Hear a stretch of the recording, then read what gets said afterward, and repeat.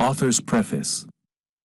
In every chapter of this book, mention has been made of the money-making secret which has made fortunes for more than 500 exceedingly wealthy men whom I have carefully analyzed over a long period of years.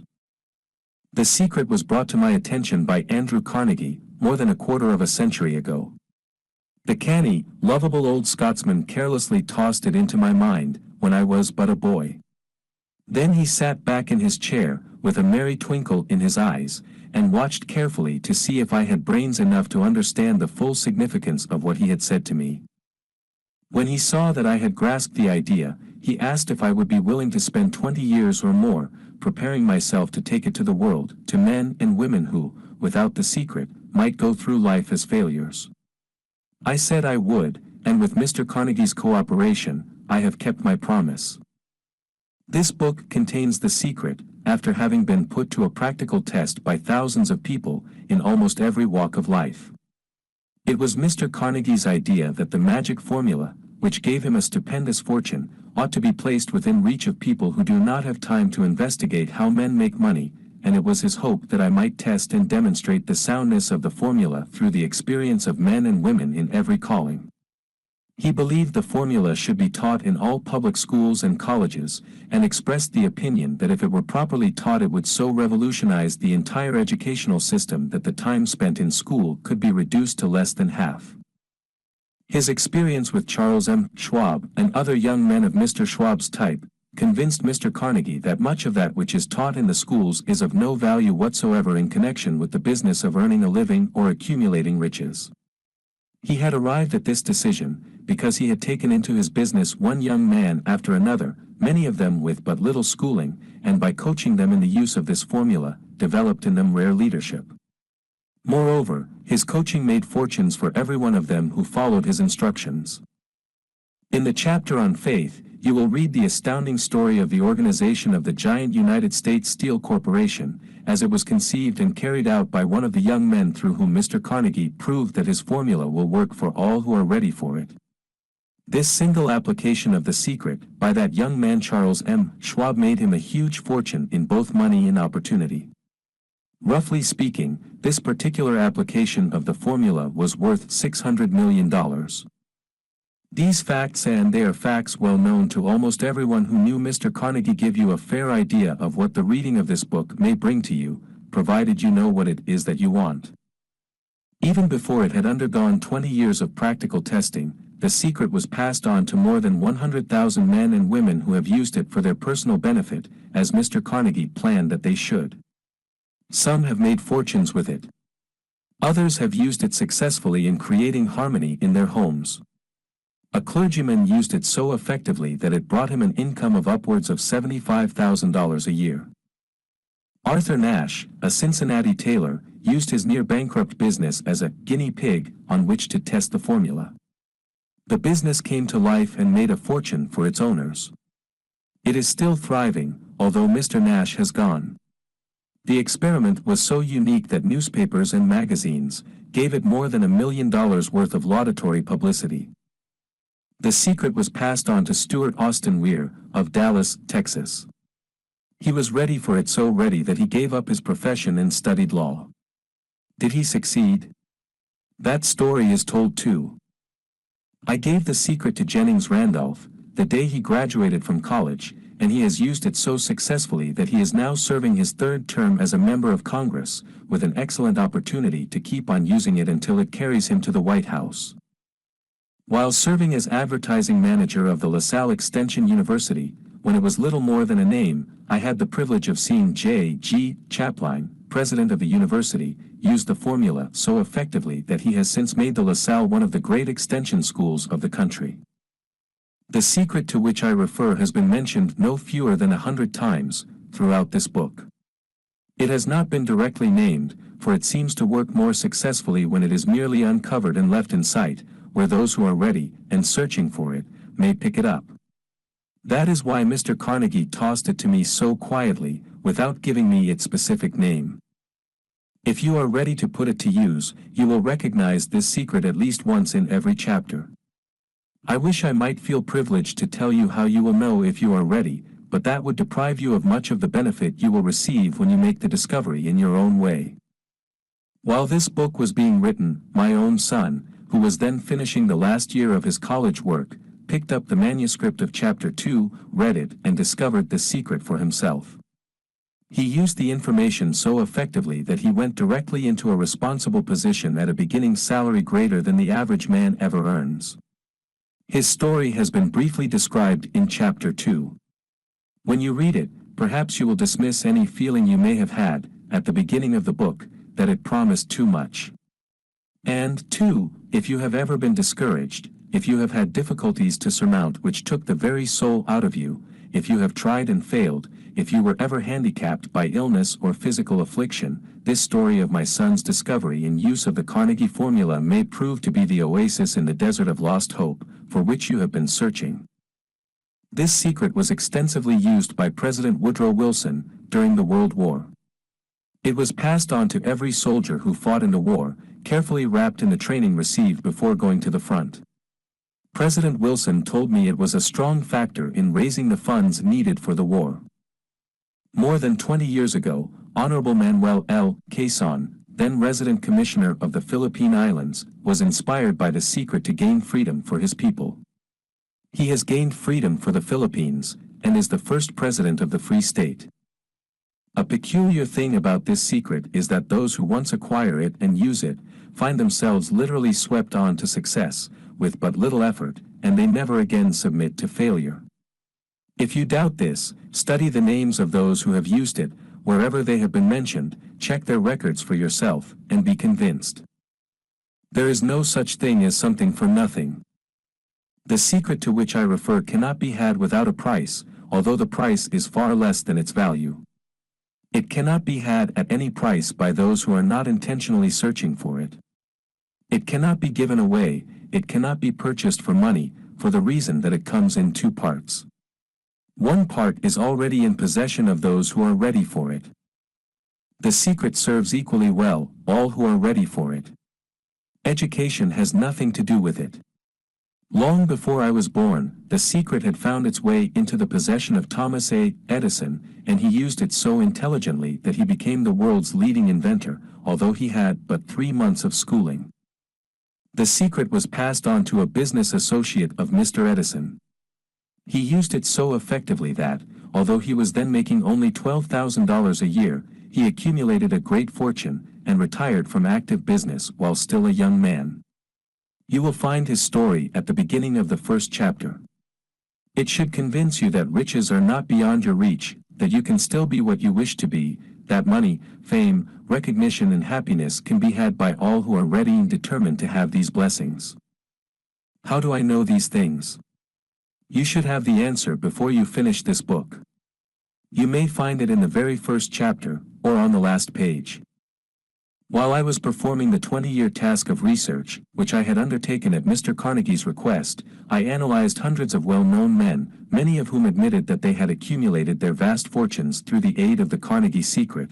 Among these men were Henry Ford, William Wrigley Jr., John Wanamaker, James J. Hill, George S. Parker, E. M. Statler, Henry L. Doherty, Cyrus H. K. Curtis, George Eastman, Theodore Roosevelt, John W. Davis, Elbert Hubbard, Wilbur Wright, William Jennings Bryan, Dr. David Starr, Jordan J. Oppenheimer, Charles M. Schwab, Harris F. Williams, Dr. Frank Gonzalez, Daniel Willard King, Gillette, Ralph A. Weeks, Judge Daniel T. Wright, John D. Rockefeller, Thomas A. Edison, Frank A. Vanderlip, F. W. Woolworth, Cull, Robert Dollar, Edward Feline, Edwin C. Barnes, Arthur Brisbane, Woodrow Wilson, W. M. Howard Taft, Luther Burbank, Edward W. Bach, Frank A. Munsey, Albert H. Gary, Dr. Alexander Graham Bell, John H. Patterson, Julius Rosenwald, Stuart Austin were Dr. Frank Crane, George M. Alexander J. G. Chaplain Hahn, Jennings Randolph, Arthur Nash, Clarence Darrow. These names represent but a small fraction of the hundreds of well-known Americans whose achievements, financially and otherwise, prove that those who understand and apply the Carnegie secret reach high stations in life. I have never known anyone who was inspired to use the secret, who did not achieve noteworthy success in his chosen calling. I have never known any person to distinguish himself, or to accumulate riches of any consequence, without possession of the secret. From these two facts I draw the conclusion that the secret is more important, as a part of the knowledge essential for self-determination, than any which one receives through what is popularly known as education. What is education, anyway? This has been answered in full detail. As far as schooling is concerned, many of these men had very little. John Wanamaker once told me that what little schooling he had, he acquired in very much the same manner as a modern locomotive takes on water, by scooping it up as it runs. Henry Ford never reached high school, let alone college. I am not attempting to minimize the value of schooling, but I am trying to express my earnest belief that those who master and apply the secret will reach high stations, accumulate riches, and bargain with life on their own terms, even if their schooling has been meager. Somewhere, as you read, the secret to which I refer will jump from the page and stand boldly before you, if you are ready for it. When it appears, you will recognize it. Whether you receive the sign in the first or the last chapter, stop for a moment when it presents itself, and turn down a glass, for that occasion will mark the most important turning point of your life. We pass now, to Chapter 1, and to the story of my very dear friend, who has generously acknowledged having seen the mystic sign, and whose business achievements are evidence enough that he turned down a glass. As you read his story, and the others, remember that they deal with the important problems of life, such as all men experience. The problems arising from one's endeavor to earn a living, to find hope, courage, contentment and peace of mind, to accumulate riches and to enjoy freedom of body and spirit. Remember, too, as you go through the book, that it deals with facts and not with fiction, its purpose being to convey a great universal truth through which all who are ready may learn, not only what to do, but also how to do it. And receive, as well, the needed stimulus to make a start. As a final word of preparation, before you begin the first chapter, may I offer one brief suggestion which may provide a clue by which the Carnegie secret may be recognized. It is this: all achievement, all earned riches, have their beginning in an idea. If you are ready for the secret, you already possess one half of it, therefore, you will readily recognize the other half the moment it reaches your mind. The author. 1. Introduction. The man who thought his way into partnership with Thomas Edison. Truly, thoughts are things, and powerful things at that, when they are mixed with definiteness of purpose, persistence, and a burning desire for their translation into riches, or other material objects. A little more than 30 years ago, Edwin C. Barnes discovered how true it is that men really do think and grow rich. His discovery did not come about at one sitting. It came little by little, beginning with a burning desire to become a business associate of the great Edison. One of the chief characteristics of Barnes' desire was that it was definite. He wanted to work with Edison, not for him. Observe, carefully, the description of how he went about translating his desire into reality, and you will have a better understanding of the 13 principles which lead to riches. When this desire, or impulse of thought, first flashed into his mind, he was in no position to act upon it. Two difficulties stood in his way. He did not know Mr. Edison, and he did not have enough money to pay his railroad fare to Orange, New Jersey. These difficulties were sufficient to have discouraged the majority of men from making any attempt to carry out the desire. But his was no ordinary desire. He was so determined to find a way to carry out his desire that he finally decided to travel by blind baggage, rather than be defeated. To the uninitiated, this means that he went to East Orange on a freight train. He presented himself at Mr. Edison's laboratory, and announced he had come to go into business with the inventor. In speaking of the first meeting between Barnes and Edison, years later, Mr. Edison said, "He stood there before me, looking like an ordinary tramp, but there was something in the expression of his face which conveyed the impression that he was determined to get what he had come after."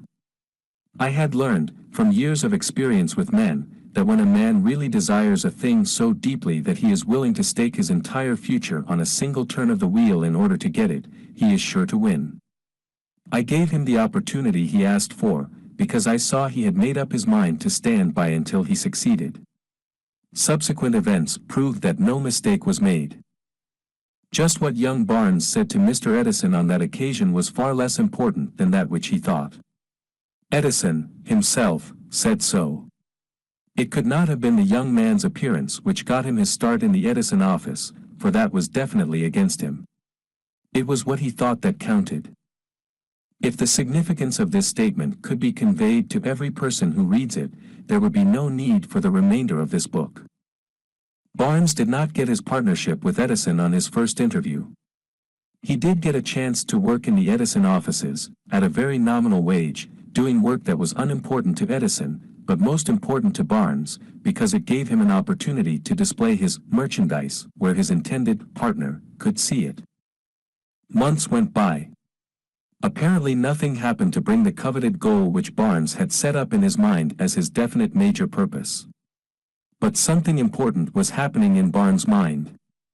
He was constantly intensifying his desire to become the business associate of Edison. Psychologists have correctly said that, when one is truly ready for a thing, it puts in its appearance. Barnes was ready for a business association with Edison. Moreover, he was determined to remain ready until he got that which he was seeking. He did not say to himself, "Ah well, what's the use?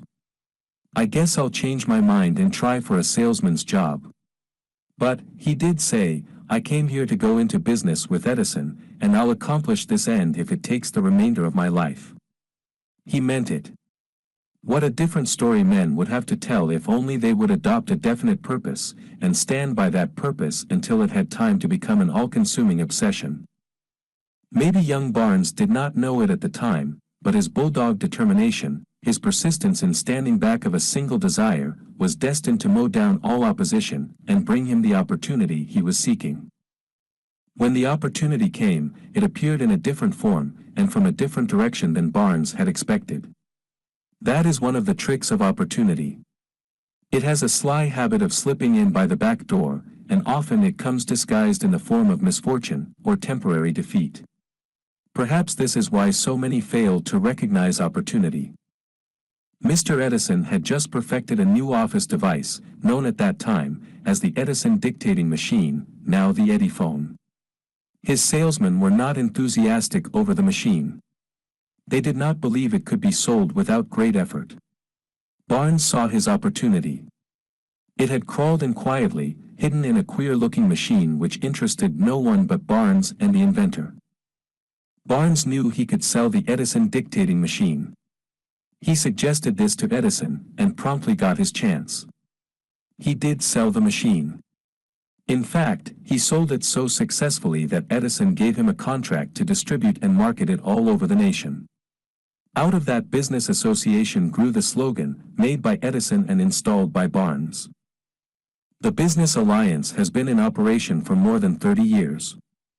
Out of it Barnes has made himself rich in money, but he has done something infinitely greater. He has proved that one really may think and grow rich. How much actual cash that original desire of Barnes has been worth to him, I have no way of knowing.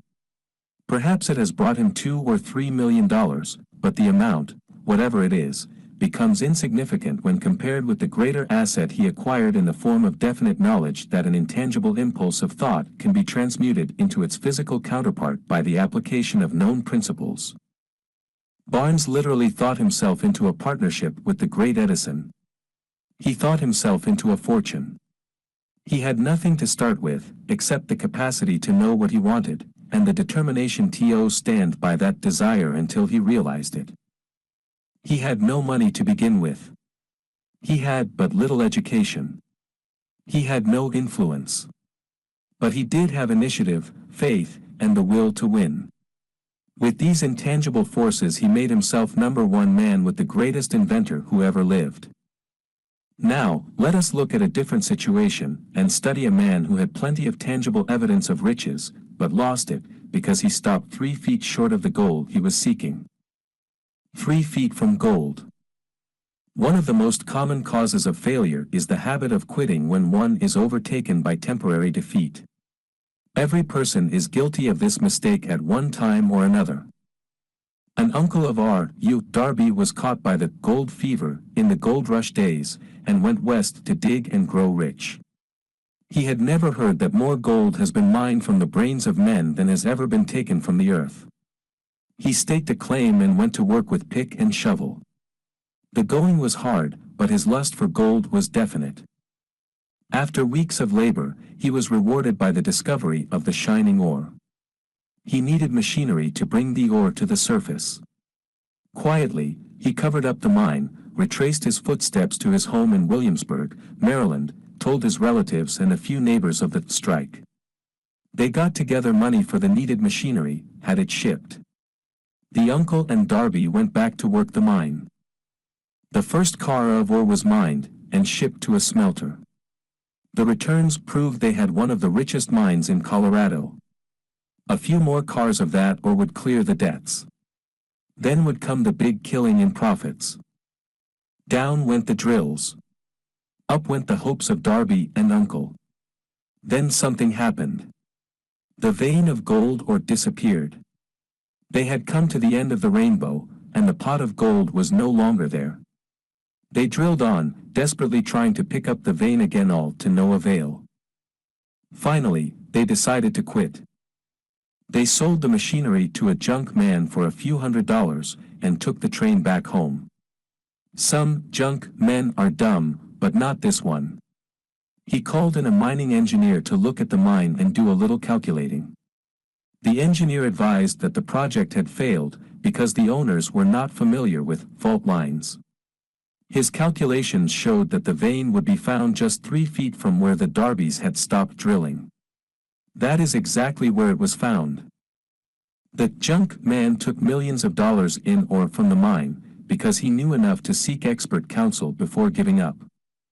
Most of the money which went into the machinery was procured through the efforts of R.U. Darby, who was then a very young man. The money came from his relatives and neighbors, because of their faith in him. He paid back every dollar of it, although he was years in doing so. Long afterward, Mr. Darby recouped his loss many times over, when he made the discovery that desire can be transmuted into gold. The discovery came after he went into the business of selling life insurance. Remembering that he lost a huge fortune, because he stopped 3 feet from gold, Darby profited by the experience in his chosen work, by the simple method of saying to himself, I stopped 3 feet from gold, but I will never stop because men say no when I ask them to buy insurance. Darby is one of a small group of fewer than 50 men who sell more than $1 million in life insurance annually. He owes his stickability to the lesson he learned from his quitability in the gold mining business. Before success comes in any man's life, he is sure to meet with much temporary defeat, and, perhaps, some failure.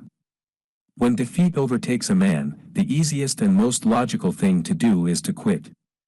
That is exactly what the majority of men do. More than 500 of the most successful men this country has ever known, told the author their greatest success came just one step beyond the point at which defeat had overtaken them. Failure is a trickster with a keen sense of irony and cunning. It takes great delight in tripping one when success is almost within reach. A 50-cent lesson in persistence. Shortly after Mr. Darby received his degree from the University of Hard Knocks, and had decided to profit by his experience in the gold mining business, he had the good fortune to be present on an occasion that proved to him that no does not necessarily mean no.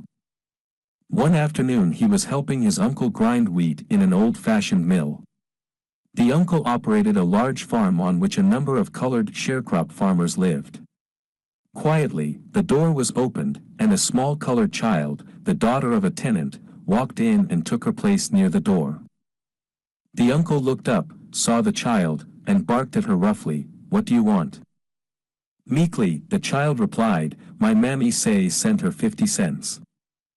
"I'll not do it," the uncle retorted, "now you run on home." "Yas, sah," the child replied. But she did not move. The uncle went ahead with his work, so busily engaged that he did not pay enough attention to the child to observe that she did not leave. When he looked up and saw her still standing there, he yelled at her, "I told you to go on home. Now go, or I'll take a switch to you." The little girl said, "Yes, sir," but she did not budge an inch. The uncle dropped a sack of grain he was about to pour into the mill hopper, picked up a barrel stave, and started toward the child with an expression on his face that indicated trouble. Darby held his breath. He was certain he was about to witness a murder. He knew his uncle had a fierce temper. He knew that colored children were not supposed to defy white people in that part of the country. When the uncle reached the spot where the child was standing, she quickly stepped forward one step, looked up into his eyes, and screamed at the top of her shrill voice, "My mammy's gotta have that 50 cents. The uncle stopped, looked at her for a minute, then slowly laid the barrel stave on the floor, put his hand in his pocket, took out $50, and gave it to her. The child took the money and slowly backed toward the door, never taking her eyes off the man whom she had just conquered. After she had gone, the uncle sat down on a box and looked out the window into space for more than 10 minutes. He was pondering, with awe, over the whipping he had just taken. Mr. Darby, too, was doing some thinking. That was the first time in all his experience that he had seen a colored child deliberately master an adult white person. How did she do it? What happened to his uncle that caused him to lose his fierceness and become as docile as a lamb? What strange power did this child use that made her master over her superior? These and other similar questions flashed into Darby's mind, but he did not find the answer until years later, when he told me the story.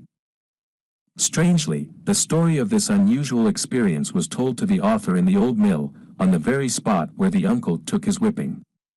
Strangely, too, I had devoted nearly a quarter of a century to the study of the power which enabled an ignorant, illiterate colored child to conquer an intelligent man. As we stood there in that musty old mill, Mr. Darby repeated the story of the unusual conquest, and finished by asking, "What can you make of it? What strange power did that child use, that so completely whipped my uncle?" The answer to his question will be found in the principles described in this book. The answer is full and complete. It contains details and instructions sufficient to enable anyone to understand and apply the same force which the little child accidentally stumbled upon. Keep your mind alert, and you will observe exactly what strange power came to the rescue of the child. You will catch a glimpse of this power in the next chapter. Somewhere in the book you will find an idea that will quicken your receptive powers, and place at your command, for your own benefit, this same irresistible power. The awareness of this power may come to you in the first chapter, or it may flash into your mind in some subsequent chapter. It may come in the form of a single idea. Or, it may come in the nature of a plan, or a purpose. Again, it may cause you to go back into your past experiences of failure or defeat, and bring to the surface some lesson by which you can regain all that you lost through defeat. After I had described to Mr. Darby the power unwittingly used by the little colored child, he quickly retraced his 30 years of experience as a life insurance salesman, and frankly acknowledged that his success in that field was due, in no small degree, to the lesson he had learned from the child. Mr. Darby pointed out, every time a prospect tried to bow me out, without buying, I saw that child standing there in the old mill, her big eyes glaring in defiance, and I said to myself, I've got to make this sale. The better portion of all sales I have made, were made after people had said no. He recalled, too, his mistake in having stopped only 3 feet from gold, but, he said, that experience was a blessing in disguise. It taught me to keep on keeping on, no matter how hard the going may be, a lesson I needed to learn before I could succeed in anything. This story of Mr. Darby and his uncle, the colored child and the gold mine, doubtless will be read by hundreds of men who make their living by selling life insurance, and to all of these, the author wishes to offer the suggestion that Darby owes to these 2 experiences his ability to sell more than $1 million of life insurance every year. Life is strange, and often imponderable. Both the successes and the failures have their roots in simple experiences. Mr. Darby's experiences were commonplace and simple enough, yet they held the answer to his destiny in life, therefore they were as important, to him, as life itself. He profited by these 2 dramatic experiences, because he analyzed them, and found the lesson they taught. But what of the man who has neither the time, nor the inclination to study failure in search of knowledge that may lead to success. Where, and how is he to learn the art of converting defeat into stepping stones to opportunity? In answer to these questions, this book was written. The answer called for a description of 13 principles, but remember, as you read, the answer you may be seeking, to the questions which have caused you to ponder over the strangeness of life, may be found in your own mind, through some idea, plan, or purpose which may spring into your mind as you read. One sound idea is all that one needs to achieve success. The principles described in this book contain the best and the most practical of all that is known concerning ways and means of creating useful ideas. Before we go any further in our approach to the description of these principles, we believe you are entitled to receive this important suggestion.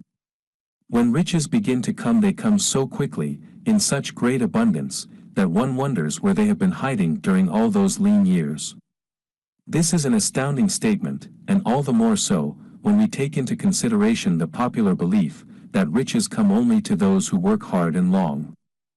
When you begin to think and grow rich, you will observe that riches begin with a state of mind, with definiteness of purpose, with little or no hard work. You, and every other person, ought to be interested in knowing how to acquire that state of mind which will attract riches.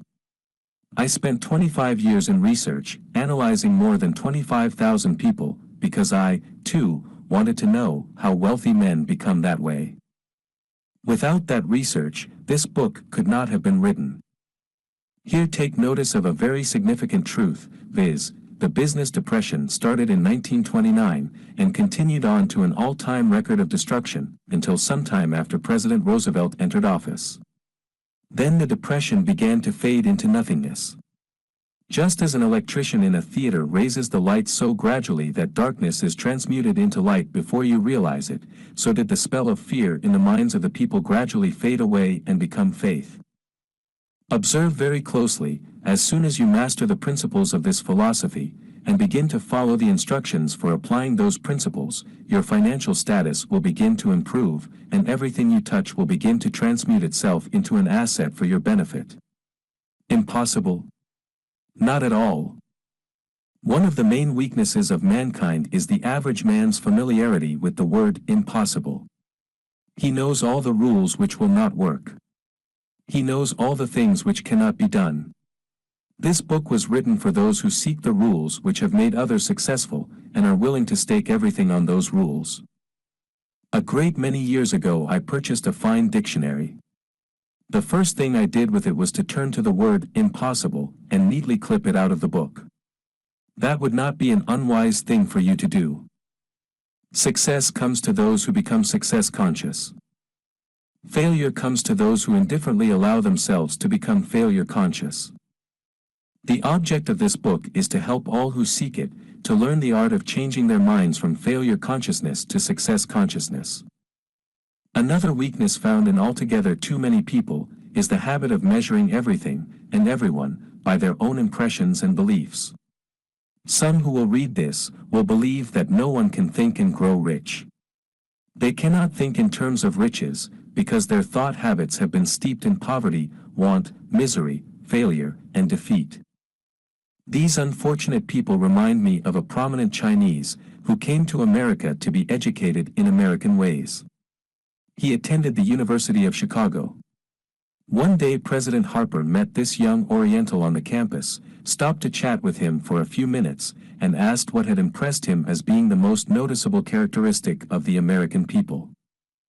"Why," the Chinaman exclaimed, "the queer slant of your eyes. Your eyes are off slant." What do we say about the Chinese? We refuse to believe that which we do not understand. We foolishly believe that our own limitations are the proper measure of limitations. Sure, the other fellow's eyes are off slant, because they are not the same as our own. Millions of people look at the achievements of Henry Ford, after he has arrived, and envy him, because of his good fortune, or luck, or genius, or whatever it is that they credit for Ford's fortune. Perhaps one person in every 100,000 knows the secret of Ford's success, and those who do know are too modest, or too reluctant, to speak of it, because of its simplicity. A single transaction will illustrate the secret perfectly. A few years back, Ford decided to produce his now famous V8 motor. He chose to build an engine with the entire 8 cylinders cast in one block, and instructed his engineers to produce a design for the engine. The design was placed on paper, but the engineers agreed, to a man, that it was simply impossible to cast an 8-cylinder gas engine block in one piece. Ford said, "Produce it anyway." But, they replied, "It's impossible." "Go ahead," Ford commanded, "and stay on the job until you succeed no matter how much time is required." The engineers went ahead. There was nothing else for them to do, if they were to remain on the Ford staff. 6 months went by, nothing happened. Another 6 months passed, and still nothing happened. The engineers tried every conceivable plan to carry out the orders, but the thing seemed out of the question, impossible. At the end of the year, Ford checked with his engineers, and again they informed him they had found no way to carry out his orders. "Go right ahead," said Ford, "I want it, and I'll have it." They went ahead, and then, as if by a stroke of magic, the secret was discovered. The Ford determination had won once more. This story may not be described with minute accuracy, but the sum and substance of it is correct. Deduce from it, you who wish to think and grow rich, the secret of the Ford millions, if you can. You'll not have to look very far. Henry Ford is a success, because he understands and applies the principles of success. One of these is desire, knowing what one wants. Remember this Ford story as you read, and pick out the lines in which the secret of his stupendous achievement have been described. If you can do this, if you can lay your finger on the particular group of principles which made Henry Ford rich, you can equal his achievements in almost any calling for which you are suited. You are the master of your fate, the captain of your soul, because when Henry wrote the prophetic lines, "I am the master of my fate, I am the captain of my soul," he should have informed us that we are the masters of our fate, the captains of our souls, because we have the power to control our thoughts.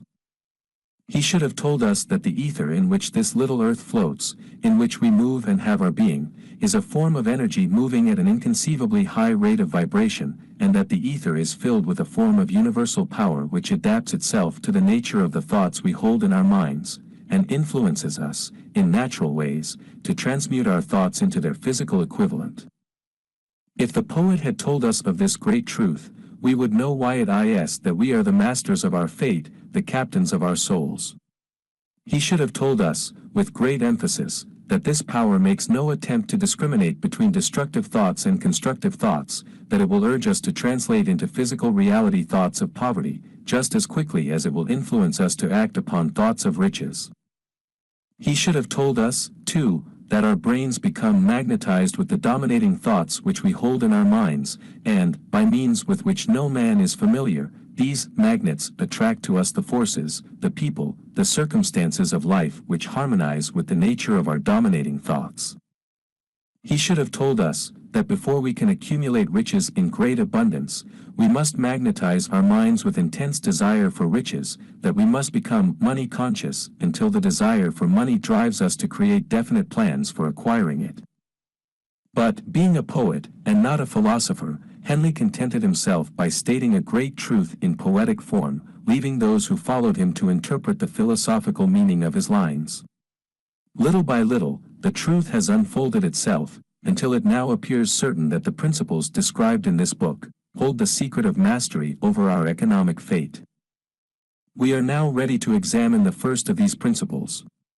Maintain a spirit of open-mindedness, and remember as you read, they are the invention of no one man. The principles were gathered from the life experiences of more than 500 men who actually accumulated riches in huge amounts, men who began in poverty, with but little education, without influence. The principles worked for these men. You can put them to work for your own enduring benefit. You will find it easy, not hard, to do. Before you read the next chapter, I want you to know that it conveys factual information which might easily change your entire financial destiny, as it has so definitely brought changes of stupendous proportions to two people described. I want you to know, also, that the relationship between these two men and myself is such that I could have taken no liberties with the facts, even if I had wished to do so. One of them has been my closest personal friend for almost 25 years, the other is my own son. The unusual success of these two men, success which they generously accredit to the principle described in the next chapter, more than justifies this personal reference as a means of emphasizing the far-flung power of this principle. Almost 15 years ago, I delivered the commencement address at Salem College, Salem, West Virginia. I emphasized the principle described in the next chapter, with so much intensity that one of the members of the graduating class definitely appropriated it, and made it a part of his own philosophy. The young man is now a member of Congress, and an important factor in the present administration. Just before this book went to the publisher, he wrote me a letter in which he so clearly stated his opinion of the principle outlined in the next chapter, that I have chosen to publish his letter as an introduction to that chapter. It gives you an idea of the rewards to come. My dear Napoleon, my service as a member of Congress having given me an insight into the problems of men and women, I am writing to offer a suggestion which may become helpful to thousands of worthy people. With apologies, I must state that the suggestion, if acted upon, will mean several years of labor and responsibility for you, but I am enheartened to make the suggestion, because I know your great love for rendering useful service. In 1922, you delivered the commencement address at Salem College, when I was a member of the graduating class. In that address, you planted in my mind an idea which has been responsible for the opportunity one now have to serve the people of my state, and will be responsible, in a very large measure, for whatever success I may have in the future. The suggestion I have in mind is, that you put into a book the sum and substance of the address you delivered at Salem College, and in that way give the people of America an opportunity to profit by your many years of experience and association with the men who, by their greatness, have made America the richest nation on earth. I recall, as though it were yesterday, the marvelous description you gave of the method by which Henry Ford, with but little schooling, without a dollar, with no influential friends, rose to great heights. I made up my mind then, even before you had finished your speech, that I would make a place for myself, no matter how many difficulties I had to surmount. Thousands of young people will finish their schooling this year, and within the next few years. Every one of them will be seeking just such a message of practical encouragement as the one I received from you. They will want to know where to turn, what to do, to get started in life. You can tell them, because you have helped to solve the problems of so many, many people. If there is any possible way that you can afford to render so great a service, may I offer the suggestion that you include with every book, one of your personal analysis charts, in order that the purchaser of the book may have the benefit of a complete self-inventory, indicating, as you indicated to me years ago, exactly what is standing in the way of success. Such a service as this, providing the readers of your book with a complete, unbiased picture of their faults and their virtues, would mean to them the difference between success and failure. The service would be priceless. Millions of people are now facing the problem of staging a comeback, because of the depression, and I speak from personal experience when I say, I know these earnest people would welcome the opportunity to tell you their problems, and to receive your suggestions for the solution. You know the problems of those who face the necessity of beginning all over again. There are thousands of people in America today who would like to know how they can convert ideas into money, people who must start at scratch, without finances, and recoup their losses. If anyone can help them, you can. If you publish the book, I would like to own the first copy that comes from the press, personally autographed by you. With best wishes, believe me. Cordially yours, Jennings Randolph. 2. Desire. The starting point of all achievement. The first step toward riches. When Edwin C. Barnes climbed down from the freight train in Orange, N.J., more than 30 years ago, he may have resembled a tramp, but his thoughts were those of a king. As he made his way from the railroad tracks to Thomas Edison's office, his mind was at work. He saw himself standing in Edison's presence. He heard himself asking Mr. Edison for an opportunity to carry out the one consuming obsession of his life, a burning desire to become the business associate of the great inventor. Barnes' desire was not a hope. It was not a wish. It was a keen, pulsating desire which transcended everything else. It was definite. The desire was not new when he approached Edison. It had been Barnes' dominating desire for a long time. In the beginning, when the desire first appeared in his mind, it may have been, probably was, only a wish, but it was no mere wish when he appeared before Edison with it. A few years later, Edwin C. Barnes again stood before Edison, in the same office where he first met the inventor. This time his desire had been translated into reality.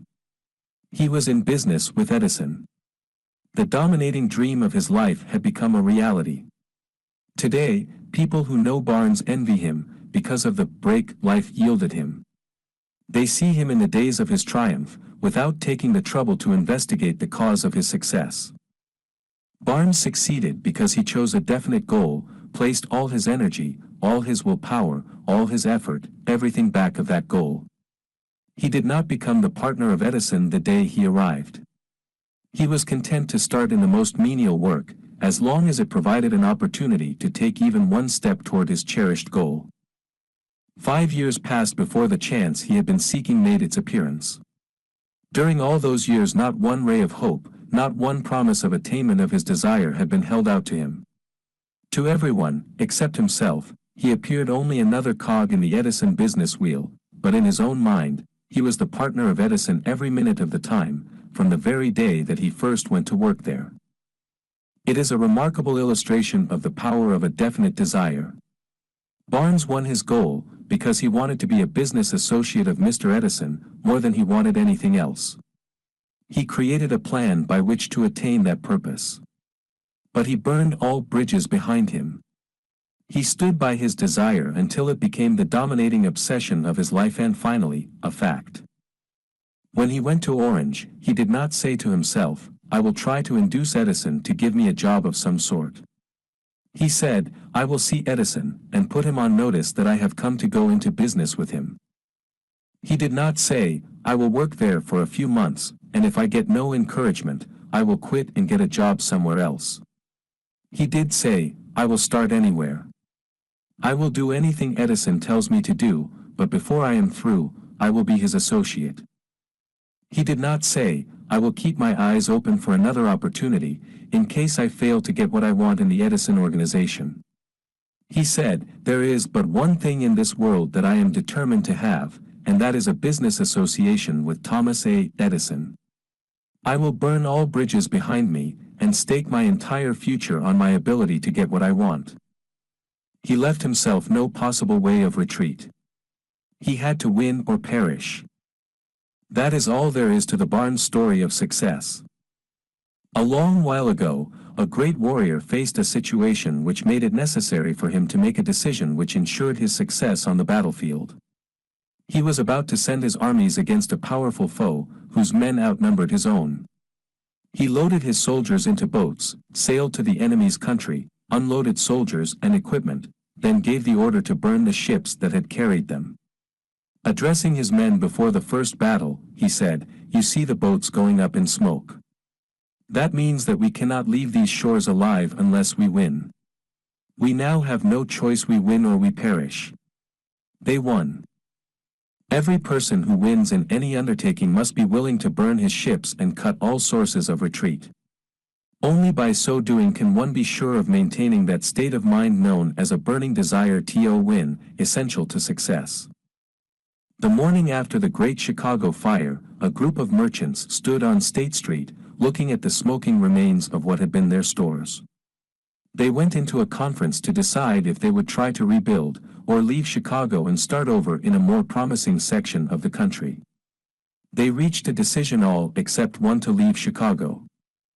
The merchant who decided to stay and rebuild pointed a finger at the remains of his store, and said, "Gentlemen, on that very spot I will build the world's greatest store, no matter how many times it may burn down." That was more than 50 years ago. The store was built. It stands there today, a towering monument to the power of that state of mind known as a burning desire. The easy thing for Marshall Field to have done would have been exactly what his fellow merchants did. When the going was hard, and the future looked dismal, they pulled up and went where the going seemed easier. Mark well this difference between Marshall Field and the other merchants, because it is the same difference which distinguishes Edwin C. Barnes from thousands of other young men who have worked in the Edison organization. It is the same difference which distinguishes practically all who succeed from those who fail. Every human being who reaches the age of understanding of the purpose of money wishes for it. Wishing will not bring riches. But desiring riches with a state of mind that becomes an obsession, then planning definite ways and means to acquire riches, and backing those plans with persistence which does not recognize failure, will bring riches. The method by which desire for riches can be transmuted into its financial equivalent consists of 6 definite, practical steps, viz. First, fix in your mind the exact amount of money you desire. It is not sufficient merely to say, "I want plenty of money." Be definite as to the amount. There is a psychological reason for definiteness which will be described in a subsequent chapter. Second, determine exactly what you intend to give in return for the money you desire. There is no such reality as something for nothing. Third, establish a definite date when you intend to possess the money you desire. Fourth, create a definite plan for carrying out your desire, and begin at once, whether you are ready or not, to put this plan into action. Fifth, write out a clear, concise statement of the amount of money you intend to acquire, name the time limit for its acquisition, state what you intend to give in return for the money, and describe clearly the plan through which you intend to accumulate it. Sixth, read your written statement aloud, twice daily, once just before retiring at night, and once after arising in the morning. As you read, see and feel and believe yourself already in possession of the money. It is important that you follow the instructions described in these 6 steps. It is especially important that you observe and follow the instructions in the 6th paragraph. You may complain that it is impossible for you to see yourself in possession of money before you actually have it. Here is where a burning desire will come to your aid. If you truly desire money so keenly that your desire is an obsession, you will have no difficulty in convincing yourself that you will acquire it. The object is to want money, and to become so determined to have it that you convince yourself you will have it. Only those who become money conscious ever accumulate great riches. Money consciousness means that the mind has become so thoroughly saturated with the desire for money that one can see oneself already in possession of it. To the uninitiated, who has not been schooled in the working principles of the human mind, these instructions may appear impractical. It may be helpful, to all who fail to recognize the soundness of the 6 steps, to know that the information they convey was received from Andrew Carnegie, who began as an ordinary laborer in the steel mills, but managed, despite his humble beginning, to make these principles yield him a fortune of considerably more than $100 million. It may be of further help to know that the 6 steps here recommended were carefully scrutinized by the late Thomas Edison, who placed his stamp of approval upon them as being not only the steps essential for the accumulation of money, but necessary for the attainment of any definite goal. The steps call for no hard labor. They call for no sacrifice. They do not require one to become ridiculous or credulous. To apply them calls for no great amount of education. But the successful application of these 6 steps does call for sufficient imagination to enable one to see, and to understand, that accumulation of money cannot be left to chance, good fortune, and luck. One must realize that all who have accumulated great fortunes, first did a certain amount of dreaming, hoping, wishing, desiring, and planning before they acquired money. You may as well know, right here, that you can never have riches in great quantities, unless you can work yourself into a white heat of desire for money, and actually believe you will possess it. You may as well know, also, that every great leader, from the dawn of civilization down to the present, was a dreamer. Christianity is the greatest potential power in the world today, because its founder was an intense dreamer who had the vision and the imagination to see realities in their mental and spiritual form before they had been transmuted into physical form. If you do not see great riches in your imagination, you will never see them in your bank balance. Never, in the history of America, has there been so great an opportunity for practical dreamers as now exists. The 6-year economic collapse has reduced all men, substantially, to the same level. A new race is about to be run. The stakes represent huge fortunes which will be accumulated within the next 10 years. The rules of the race have changed, because we now live in a changed world that definitely favors the masses, those who had but little or no opportunity to win under the conditions existing during the Depression, when fear paralyzed growth and development. We who are in this race for riches should be encouraged to know that this changed world in which we live is demanding new ideas, new ways of doing things, new leaders, new inventions, new methods of teaching, new methods of marketing, new books, new literature, new features for the radio, new ideas for moving pictures. Back of all this demand for new and better things, there is one quality which one must possess to win, and that is definiteness of purpose, the knowledge of what one wants, and a burning desire to possess it. The business depression marked the death of one age, and the birth of another.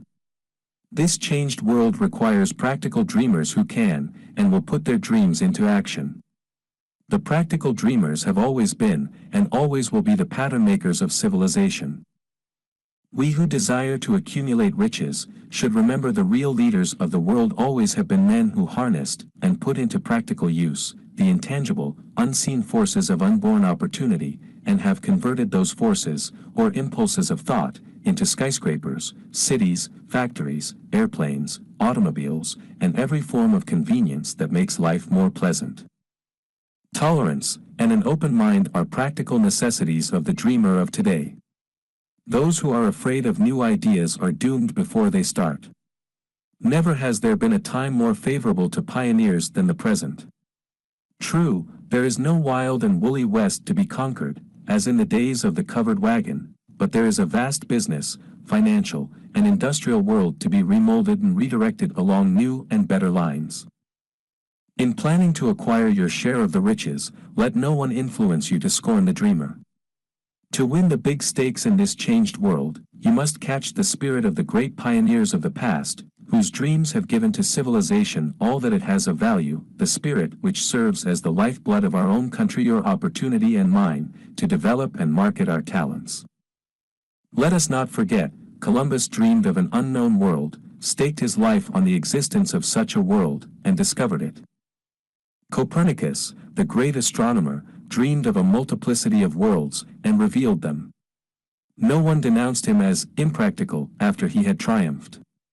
Instead, the world worshipped at his shrine, thus proving once more that success requires no apologies, failure permits no alibis. If the thing you wish to do is right, and you believe in it, go ahead and do it. Put your dream across, and never mind what they say if you meet with temporary defeat, for they, perhaps, do not know that every failure brings with it the seed of an equivalent success. Henry Ford, poor and uneducated, dreamed of a horseless carriage, went to work with what tools he possessed, without waiting for opportunity to favor him, and now evidence of his dream belts the entire earth. He has put more wheels into operation than any man who ever lived, because he was not afraid to back his dreams. Thomas Edison dreamed of a lamp that could be operated by electricity, began where he stood to put his dream into action, and despite more than 10,000 failures, he stood by that dream until he made it a physical reality. Practical dreamers do not quit. Wayland dreamed of a chain of cigar stores, transformed his dream into action, and now the United Cigar Stores occupy the best corners in America. Lincoln dreamed of freedom for the black slaves, put his dream into action, and barely missed living to see a united North and South translate his dream into reality. The Wright brothers dreamed of a machine that would fly through the air.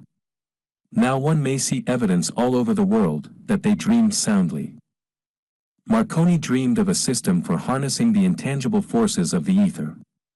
Evidence that he did not dream in vain may be found in every wireless and radio in the world. Moreover, Marconi's dream brought the humblest cabin and the most stately manor house side by side. It made the people of every nation on earth backdoor neighbors. It gave the President of the United States a medium by which he may talk to all the people of America at one time and on short notice. It may interest you to know that Marconi's friends had him taken into custody and examined in a psychopathic hospital when he announced he had discovered a principle through which he could send messages through the air without the aid of wires or other direct physical means of communication. The dreamers of today fare better. The world has become accustomed to new discoveries. Nay, it has shown a willingness to reward the dreamer who gives the world a new idea. The greatest achievement was, at first, and for a time, but a dream. The oak sleeps in the acorn. The bird waits in the egg, and in the highest vision of the soul, a waking angel stirs. Dreams are the seedlings of reality. Awake, arise, and assert yourself, you dreamers of the world. Your star is now in the ascendancy. The world depression brought the opportunity you have been waiting for. It taught people humility, tolerance, and open-mindedness. The world is filled with an abundance of opportunity which the dreamers of the past never knew. A burning desire to be and to do is the starting point from which the dreamer must take off. Dreams are not born of indifference, laziness, or lack of ambition. The world no longer scoffs at the dreamer, nor calls him impractical. If you think it does, take a trip to Tennessee and witness what a dreamer president has done in the way of harnessing and using the great water power of America. A score of years ago, such a dream would have seemed like madness. You have been disappointed, you have undergone defeat during the Depression, you have felt the great heart within you crushed until it bled. Take courage, for these experiences have tempered the spiritual metal of which you are made. They are assets of incomparable value. Remember, too, that all who succeed in life get off to a bad start, and pass through many heartbreaking struggles before they arrive. The turning point in the lives of those who succeed usually comes at the moment of some crisis, through which they are introduced to their other selves. John Bunyan wrote The Pilgrim's Progress, which is among the finest of all English literature, after he had been confined in prison and sorely punished because of his views on the subject of religion. O. Henry discovered the genius which slept within his brain, after he had met with great misfortune, and was confined in a prison cell, in Columbus, Ohio. Being forced, through misfortune, to become acquainted with his other self, and to use his imagination, he discovered himself to be a great author instead of a miserable criminal and outcast. Strange and varied are the ways of life, and stranger still are the ways of infinite intelligence, through which men are sometimes forced to undergo all sorts of punishment before discovering their own brains, and their own capacity to create useful ideas through imagination. Edison, the world's greatest inventor and scientist, was a tramp telegraph operator. He failed innumerable times before he was driven, finally, to the discovery of the genius which slept within his brain. Charles Dickens began by pasting labels on blacking pots. The tragedy of his first love penetrated the depths of his soul, and converted him into one of the world's truly great authors. That tragedy produced, first, David Copperfield, then a succession of other works that made this a richer and better world for all who read his books. Disappointment over love affairs generally has the effect of driving men to drink and women to ruin, and this, because most people never learn the art of transmuting their strongest emotions into dreams of a constructive nature. Helen Keller became deaf, dumb, and blind shortly after birth. Despite her greatest misfortune, she has written her name indelibly in the pages of the history of the great. Her entire life has served as evidence that no one ever is defeated until defeat has been accepted as a reality. Robert Burns was an illiterate country lad. He was cursed by poverty, and grew up to be a drunkard in the bargain. The world was made better for his having lived, because he clothed beautiful thoughts in poetry, and thereby plucked a thorn and planted a rose in its place. Booker T. Washington was born in slavery, handicapped by race and color. Because he was tolerant, had an open mind at all times, on all subjects, and was a dreamer, he left his impress for good on an entire race. Beethoven was deaf, Milton was blind, but their names will last as long as time endures, because they dreamed and translated their dreams into organized thought. Before passing to the next chapter, kindle anew in your mind the fire of hope, faith, courage, and tolerance.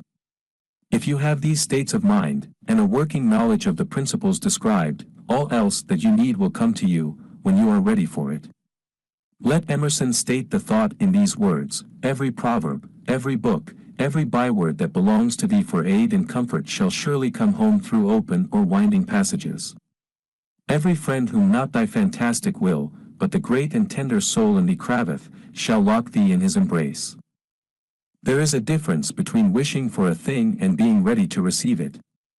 No one is ready for a thing until he believes he can acquire it. The state of mind must be belief, not mere hope or wish. Open-mindedness is essential for belief. Closed minds do not inspire faith, courage, and belief. Remember, no more effort is required to aim high in life, to demand abundance and prosperity, than is required to accept misery and poverty. A great poet has correctly stated this universal truth through these lines. I bargained with life for a penny, and life would pay no more, however I begged at evening when I counted my scanty store. For life is a just employer, he gives you what you ask, but once you have set the wages, why, you must bear the task. I worked for a menial's hire, only to learn, dismayed, that any wage I had asked of life, life would have willingly paid. Desire outweeds Mother Nature. As a fitting climax to this chapter, I wish to introduce one of the most unusual persons I have ever known. I first saw him 24 years ago, a few minutes after he was born. He came into the world without any physical sign of ears, and the doctor admitted, when pressed for an opinion, that the child might be deaf and mute for life. I challenged the doctor's opinion.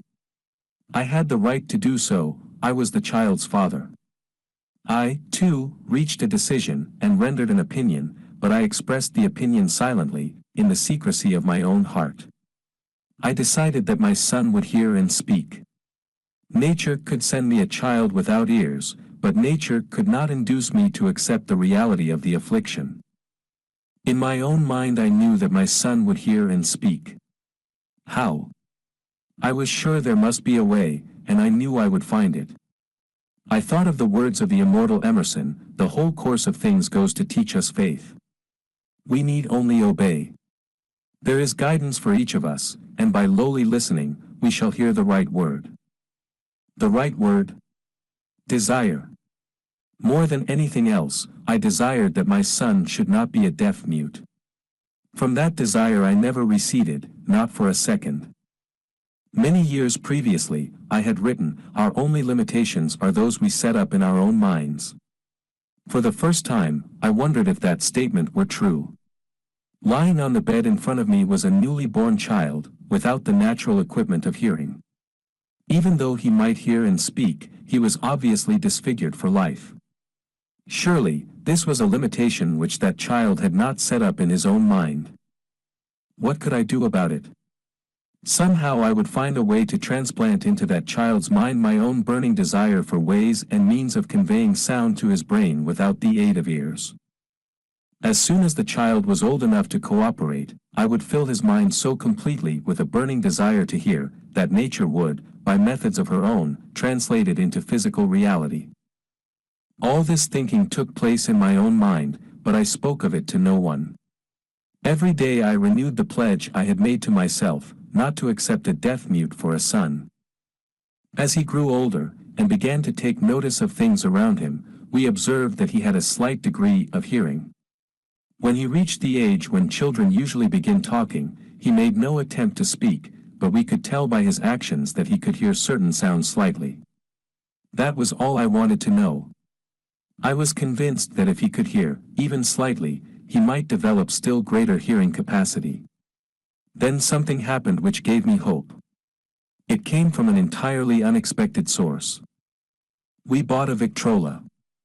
When the child heard the music for the first time, he went into ecstasies, and promptly appropriated the machine.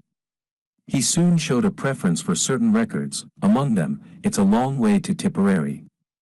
On one occasion, he played that piece over and over, for almost 2 hours, standing in front of the Victrola, with his teeth clamped on the edge of the case. The significance of this self-formed habit of his did not become clear to us until years afterward, for we had never heard of the principle of bone conduction of sound at that time. Shortly after he appropriated the Victrola, I discovered that he could hear me quite clearly when I spoke with my lips touching his mastoid bone, or at the base of the brain. These discoveries placed in my possession the necessary media by which I began to translate into reality my burning desire to help my son develop hearing and speech. By that time he was making stabs at speaking certain words. The outlook was far from encouraging, but desire backed by faith knows no such word as impossible. Having determined that he could hear the sound of my voice plainly, I began, immediately, to transfer to his mind the desire to hear and speak. I soon discovered that the child enjoyed bedtime stories, so I went to work, creating stories designed to develop in him self-reliance, imagination, and a keen desire to hear and to be normal. There was one story in particular, which I emphasized by giving it some new and dramatic coloring each time it was told. It was designed to plant in his mind the thought that his affliction was not a liability, but an asset of great value. Despite the fact that all the philosophy I had examined clearly indicated that every adversity brings with it the seed of an equivalent advantage, I must confess that I had not the slightest idea how this affliction could ever become an asset. However, I continued my practice of wrapping that philosophy in bedtime stories, hoping the time would come when he would find some plan by which his handicap could be made to serve some useful purpose. Reason told me plainly that there was no adequate compensation for the lack of ears and natural hearing equipment. Desire backed by faith pushed reason aside and inspired me to carry on. As I analyze the experience in retrospect, I can see now that my son's faith in me had much to do with the astounding results. He did not question anything I told him. I sold him the idea that he had a distinct advantage over his older brother, and that this advantage would reflect itself in many ways.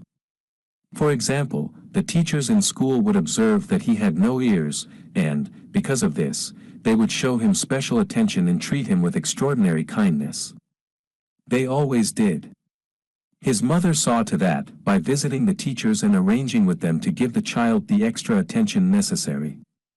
I sold him the idea, too, that when he became old enough to sell newspapers, his older brother had already become a newspaper merchant, he would have a big advantage over his brother, for the reason that people would pay him extra money for his wares, because they could see that he was a bright, industrious boy, despite the fact he had no ears.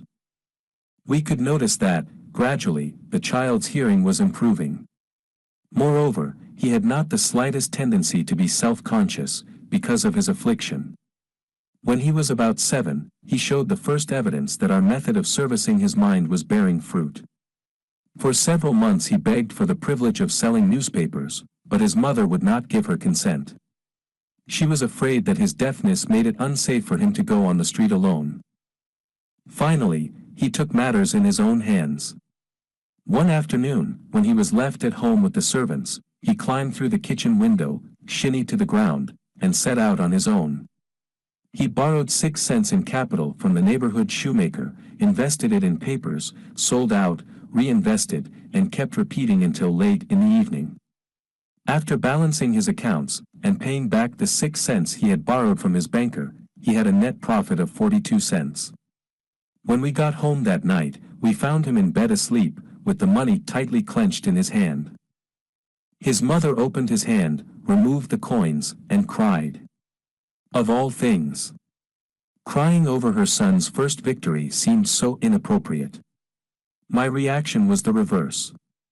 I laughed heartily, for I knew that my endeavor to plant in the child's mind an attitude of faith in himself had been successful.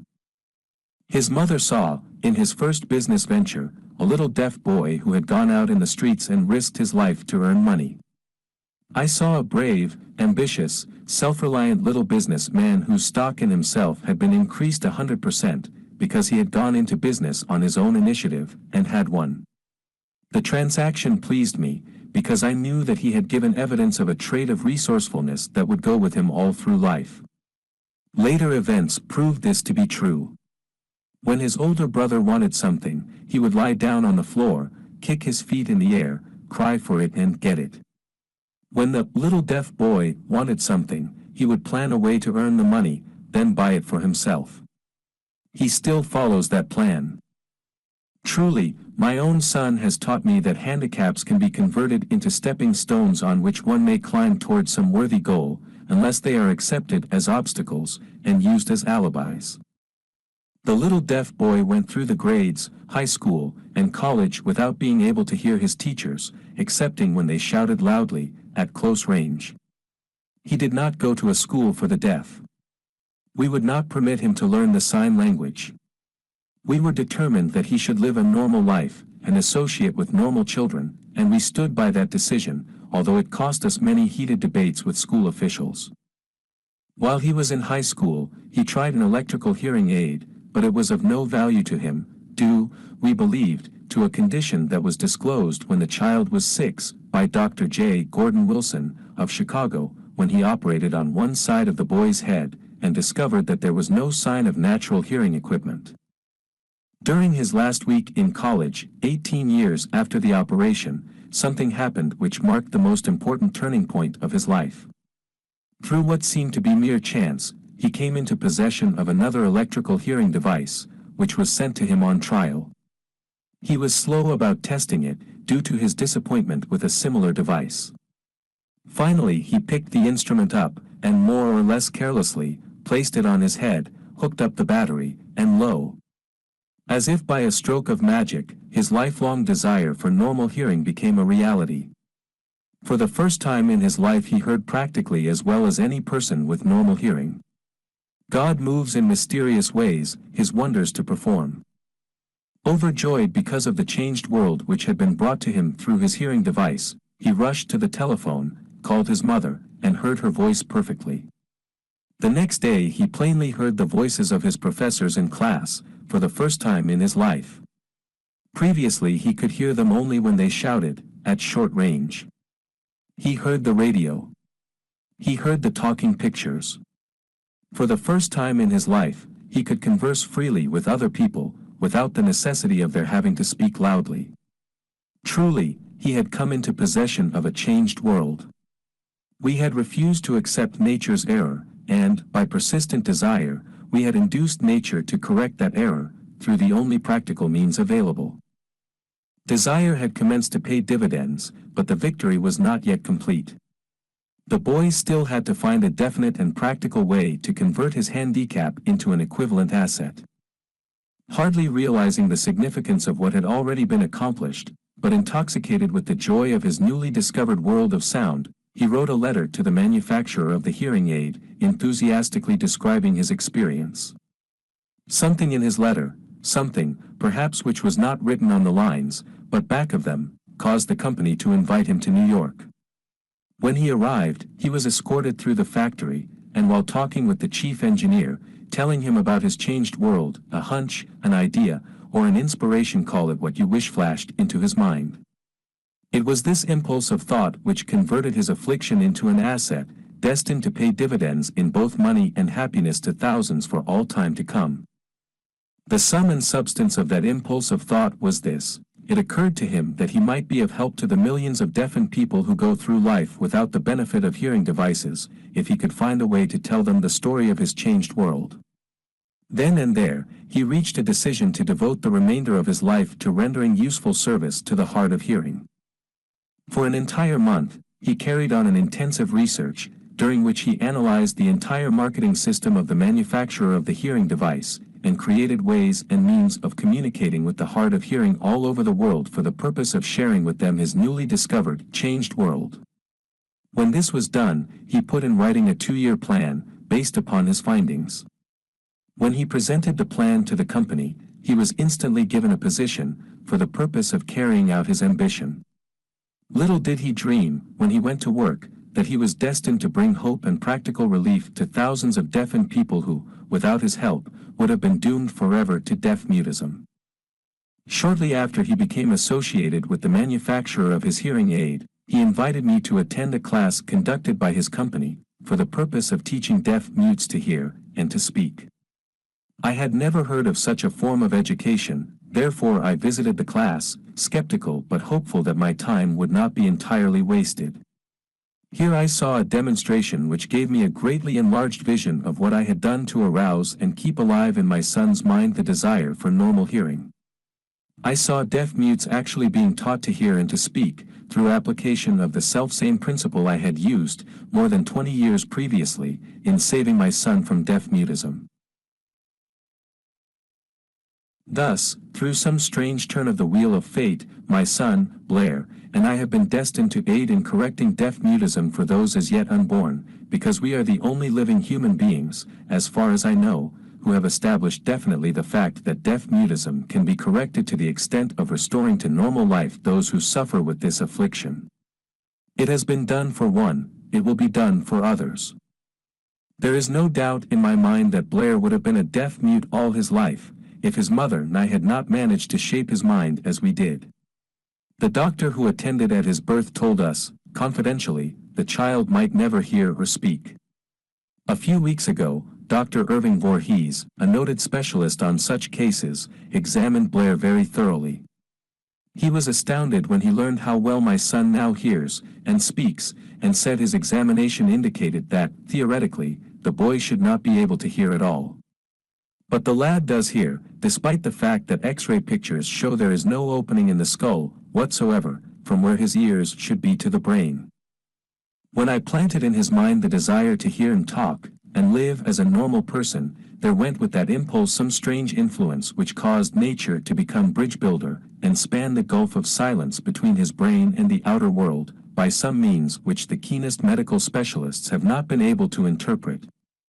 It would be sacrilege for me to even conjecture as to how nature performed this miracle.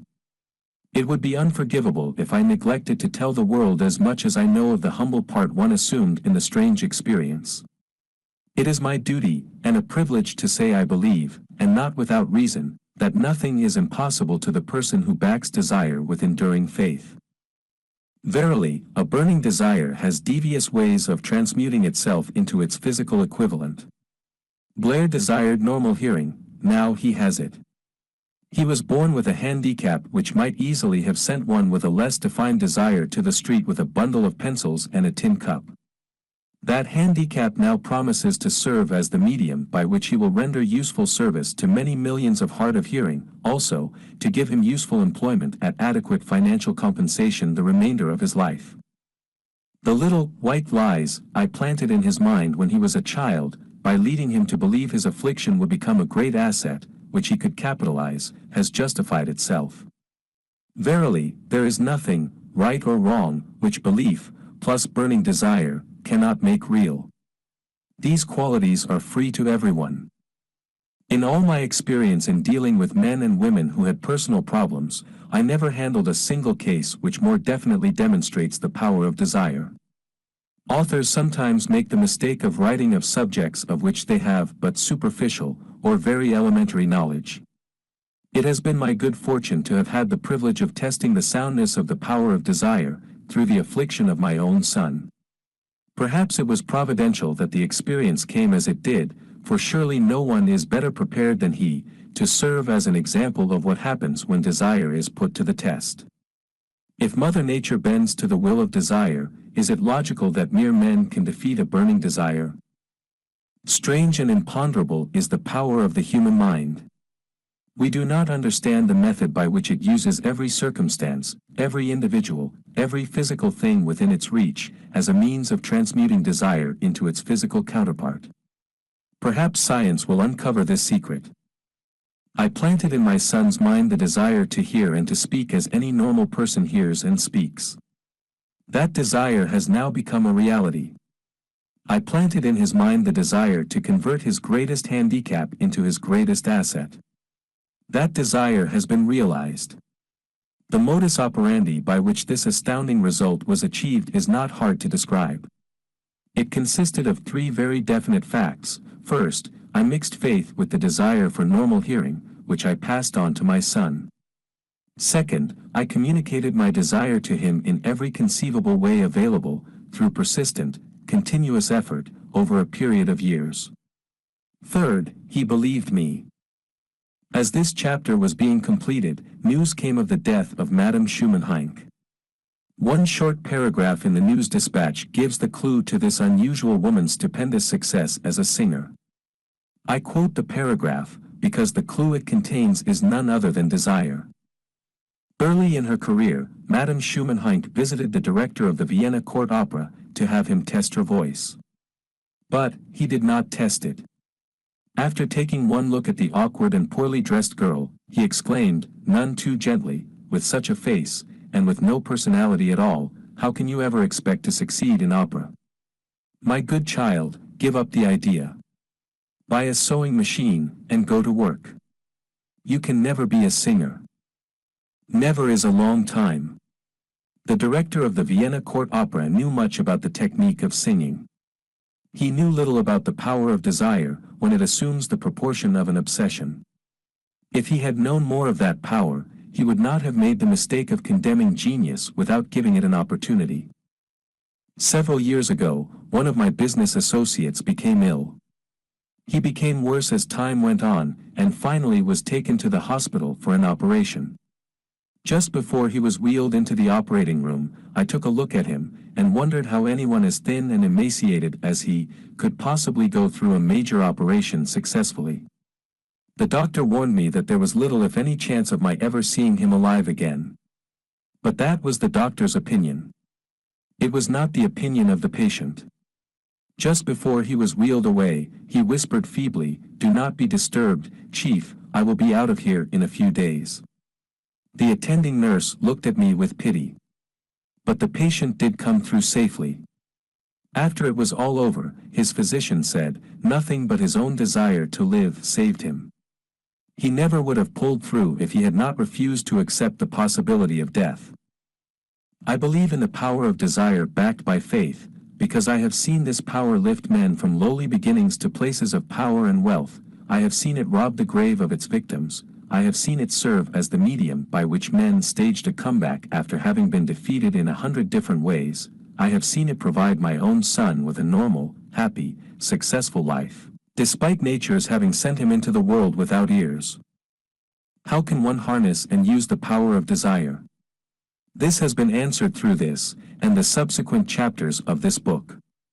This message is going out to the world at the end of the longest, and perhaps, the most devastating depression America has ever known. It is reasonable to presume that the message may come to the attention of many who have been wounded by the depression, those who have lost their fortunes, others who have lost their positions, and great numbers who must reorganize their plans and stage a comeback. To all these I wish to convey the thought that all achievement, no matter what may be its nature, or its purpose, must begin with an intense, burning desire for something definite. Through some strange and powerful principle of mental chemistry, which she has never divulged, nature wraps up in the impulse of strong desire that something which recognizes no such word as impossible, and accepts no such reality as failure. 3. Faith. Visualization of, and belief in attainment of desire. The second step toward riches. Faith is the head chemist of the mind. When faith is blended with the vibration of thought, the subconscious mind instantly picks up the vibration, translates it into its spiritual equivalent, and transmits it to infinite intelligence, as in the case of prayer. The emotions of faith, love, and sex are the most powerful of all the major positive emotions. When the three are blended, they have the effect of coloring the vibration of thought in such a way that it instantly reaches the subconscious mind, where it is changed into its spiritual equivalent, the only form that induces a response from infinite intelligence. Love and faith are psychic, related to the spiritual side of man. Sex is purely biological, and related only to the physical. The mixing, or blending, of these three emotions has the effect of opening a direct line of communication between the finite, thinking mind of man, and infinite intelligence. How to develop faith. There comes, now, a statement which will give a better understanding of the importance the principle of autosuggestion assumes in the transmutation of desire into its physical, or monetary equivalent, namely, faith is a state of mind which may be induced, or created, by affirmation or repeated instructions to the subconscious mind, through the principle of autosuggestion. As an illustration, consider the purpose for which you are, presumably, reading this book. The object is, naturally, to acquire the ability to transmute the intangible thought impulse of desire into its physical counterpart, money. By following the instructions laid down in the chapters on autosuggestion, and the subconscious mind, as summarized in the chapter on autosuggestion, you may convince the subconscious mind that you believe you will receive that for which you ask, and it will act upon that belief, which your subconscious mind passes back to you in the form of faith, followed by definite plans for procuring that which you desire. The method by which one develops faith, where it does not already exist, is extremely difficult to describe, almost as difficult, in fact, as it would be to describe the color of red to a blind man who has never seen color, and has nothing with which to compare what you describe to him. Faith is a state of mind which you may develop at will, after you have mastered the 13 principles, because it is a state of mind which develops voluntarily, through application and use of these principles. Repetition of affirmation of orders to your subconscious mind is the only known method of voluntary development of the emotion of faith.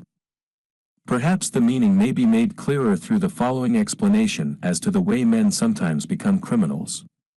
Stated in the words of a famous criminologist, when men first come into contact with crime, they abhor it. If they remain in contact with crime for a time, they become accustomed to it, and endure it. If they remain in contact with it long enough, they finally embrace it, and become influenced by it. This is the equivalent of saying that any impulse of thought which is repeatedly passed on to the subconscious mind is, finally, accepted and acted upon by the subconscious mind, which proceeds to translate that impulse into its physical equivalent, by the most practical procedure available. In connection with this, consider again the statement, all thoughts which have been emotionalized, given feeling, and mixed with faith, begin immediately to translate themselves into their physical equivalent or counterpart. The emotions, or the feeling portion of thoughts, are the factors which give thoughts vitality, life, and action. The emotions of faith, love, and sex, when mixed with any thought impulse, give it greater action than any of these emotions can do singly. Not only thought impulses which have been mixed with faith, but those which have been mixed with any of the positive emotions, or any of the negative emotions, may reach and influence the subconscious mind. From this statement, you will understand that the subconscious mind will translate into its physical equivalent, a thought impulse of a negative or destructive nature, just as readily as it will act upon thought impulses of a positive or constructive nature. This accounts for the strange phenomenon which so many millions of people experience, referred to as misfortune or bad luck. There are millions of people who believe themselves doomed to poverty and failure because of some strange force over which they believe they have no control. They are the creators of their own misfortunes because of this negative belief, which is picked up by the subconscious mind and translated into its physical equivalent. This is an appropriate place at which to suggest again that you may benefit by passing on to your subconscious mind any desire which you wish translated into its physical or monetary equivalent in a state of expectancy or belief that the transmutation will actually take place. Your belief, or faith, is the element which determines the action of your subconscious mind. There is nothing to hinder you from deceiving your subconscious mind when giving it instructions through autosuggestion, as I deceived my son's subconscious mind. To make this deceit more realistic, conduct yourself just as you would, if you were already in possession of the material thing which you are demanding, when you call upon your subconscious mind. The subconscious mind will transmute into its physical equivalent, by the most direct and practical media available, any order which is given to it in a state of belief, or faith that the order will be carried out. Surely, enough has been stated to give a starting point from which one may, through experiment and practice, acquire the ability to mix faith with any order given to the subconscious mind. Perfection will come through practice. It cannot come by merely reading instructions. If it be true that one may become a criminal by association with crime, and this is a known fact, it is equally true that one may develop faith by voluntarily suggesting to the subconscious mind that one has faith. The mind comes, finally, to take on the nature of the influences which dominate it. Understand this truth, and you will know why it is essential for you to encourage the positive emotions as dominating forces of your mind, and discourage and eliminate negative emotions. A mind dominated by positive emotions becomes a favorable abode for the state of mind known as faith. A mind so dominated may, at will, give the subconscious mind instructions, which it will accept and act upon immediately. Faith is a state of mind which may be induced by autosuggestion. All down the ages, the religionists have admonished struggling humanity to have faith in this, that, and the other dogma or creed, but they have failed to tell people how to have faith. They have not stated that faith is a state of mind, and that it may be induced by self-suggestion. In language which any normal human being can understand, we will describe all that is known about the principle through which faith may be developed, where it does not already exist. Have faith in yourself, faith in the infinite. Before we begin, you should be reminded again that faith is the eternal elixir which gives life, power, and action to the impulse of thought. The foregoing sentence is worth reading a second time, and a third, and a fourth. It is worth reading aloud. Faith is the starting point of all accumulation of riches. Faith is the basis of all miracles, and all mysteries which cannot be analyzed by the rules of science. Faith is the only known antidote for failure. Faith is the element, the chemical, which, when mixed with prayer, gives one direct communication with infinite intelligence. Faith is the element which transforms the ordinary vibration of thought, created by the finite mind of man, into the spiritual equivalent. Faith is the only agency through which the cosmic force of infinite intelligence can be harnessed and used by man. Every one of the foregoing statements is capable of proof. The proof is simple and easily demonstrated. It is wrapped up in the principle of autosuggestion. Let us center our attention, therefore, upon the subject of self-suggestion, and find out what it is, and what it is capable of achieving. It is a well-known fact that one comes, finally, to believe whatever one repeats to oneself, whether the statement be true or false. If a man repeats a lie over and over, he will eventually accept the lie as truth. Moreover, he will believe it to be the truth. Every man is what he is, because of the dominating thoughts which he permits to occupy his mind.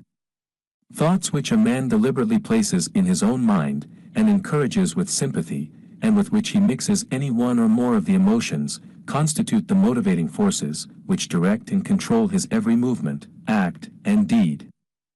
Comes, now, a very significant statement of truth. Thoughts which are mixed with any of the feelings of emotions, constitute a magnetic force which attracts, from the vibrations of the ether, other similar, or related thoughts.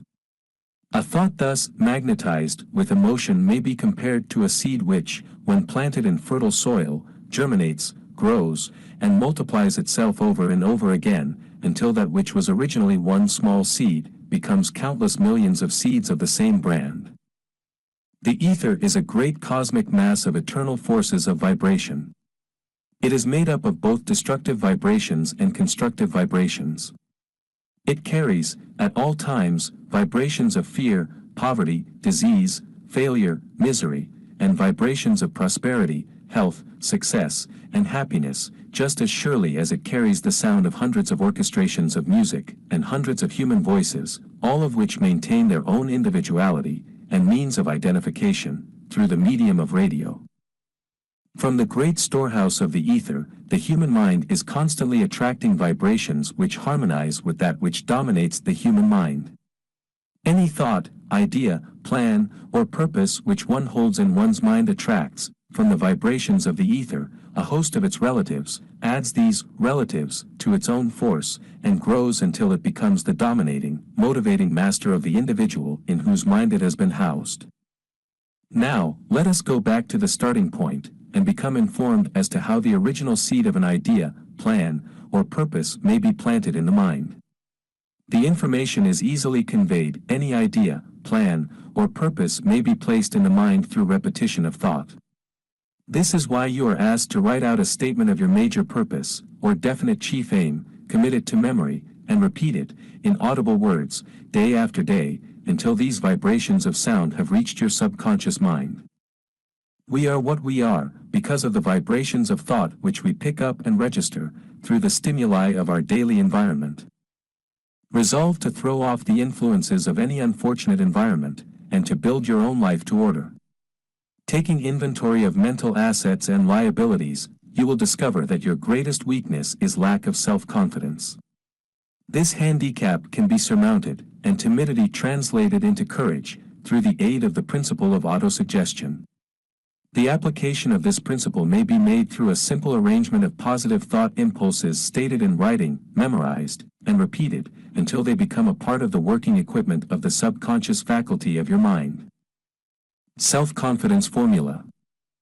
First, I know that I have the ability to achieve the object of my definite purpose in life, therefore, I demand of myself persistent, continuous action toward its attainment, and I here and now promise to render such action. Second, I realize the dominating thoughts of my mind will eventually reproduce themselves in outward, physical action, and gradually transform themselves into physical reality. Therefore, I will concentrate my thoughts for 30 minutes daily, upon the task of thinking of the person I intend to become, thereby creating in my mind a clear mental picture of that person. Third, I know through the principle of autosuggestion, any desire that I persistently hold in my mind will eventually seek expression through some practical means of attaining the object back of it. Therefore, I will devote 10 minutes daily to demanding of myself the development of self-confidence. Fourth, I have clearly written down a description of my definite chief aim in life, and I will never stop trying, until I shall have developed sufficient self-confidence for its attainment. Fifth, I fully realize that no wealth or position can long endure, unless built upon truth and justice. Therefore, I will engage in no transaction which does not benefit all whom it affects. I will succeed by attracting to myself the forces I wish to use, and the cooperation of other people. I will induce others to serve me, because of my willingness to serve others. I will eliminate hatred, envy, jealousy, selfishness, and cynicism, by developing love for all humanity, because I know that a negative attitude toward others can never bring me success. I will cause others to believe in me, because I will believe in them, and in myself. I will sign my name to this formula, commit it to memory, and repeat it aloud once a day, with full faith that it will gradually influence my thoughts and actions so that I will become a self-reliant and successful person. Back of this formula is a law of nature which no man has yet been able to explain. It has baffled the scientists of all ages. The psychologists have named this law autosuggestion and let it go at that. The name by which one calls this law is of little importance. The important fact about it is it works for the glory and success of mankind, if it is used constructively. On the other hand, if used destructively, it will destroy just as readily. In this statement may be found a very significant truth, namely, that those who go down in defeat and end their lives in poverty, misery, and distress, do so because of negative application of the principle of autosuggestion. The cause may be found in the fact that all impulses of thought have a tendency to clothe themselves in their physical equivalent. The subconscious mind, the chemical laboratory in which all thought impulses are combined, and made ready for translation into physical reality, makes no distinction between constructive and destructive thought impulses. It works with the material we feed it, through our thought impulses. The subconscious mind will translate into reality a thought driven by fear just as readily as it will translate into reality a thought driven by courage or faith. The pages of medical history are rich with illustrations of cases of suggestive suicide. A man may commit suicide through negative suggestion, just as effectively as by any other means. In a Midwestern city, a man by the name of Joseph Grant, a bank official, borrowed a large sum of the bank's money, without the consent of the directors. He lost the money through gambling. One afternoon, the bank examiner came and began to check the accounts. Grant left the bank, took a room in a local hotel, and when they found him, 3 days later, he was lying in bed, wailing and moaning, repeating over and over these words, "My God, this will kill me. I cannot stand the disgrace." In a short time he was dead. The doctors pronounced the case one of mental suicide. Just as electricity will turn the wheels of industry, and render useful service if used constructively, or snuff out life if wrongly used, so will the law of autosuggestion lead you to peace and prosperity, or down into the valley of misery, failure, and death, according to your degree of understanding and application of it. If you fill your mind with fear, doubt, and unbelief in your ability to connect with, and use the forces of infinite intelligence, the law of autosuggestion will take this spirit of unbelief and use it as a pattern by which your subconscious mind will translate it into its physical equivalent. This statement is as true as the statement that 2 and 2 are 4. Like the wind which carries one ship east, and another west, the law of autosuggestion will lift you up or pull you down, according to the way you set your sails of thought.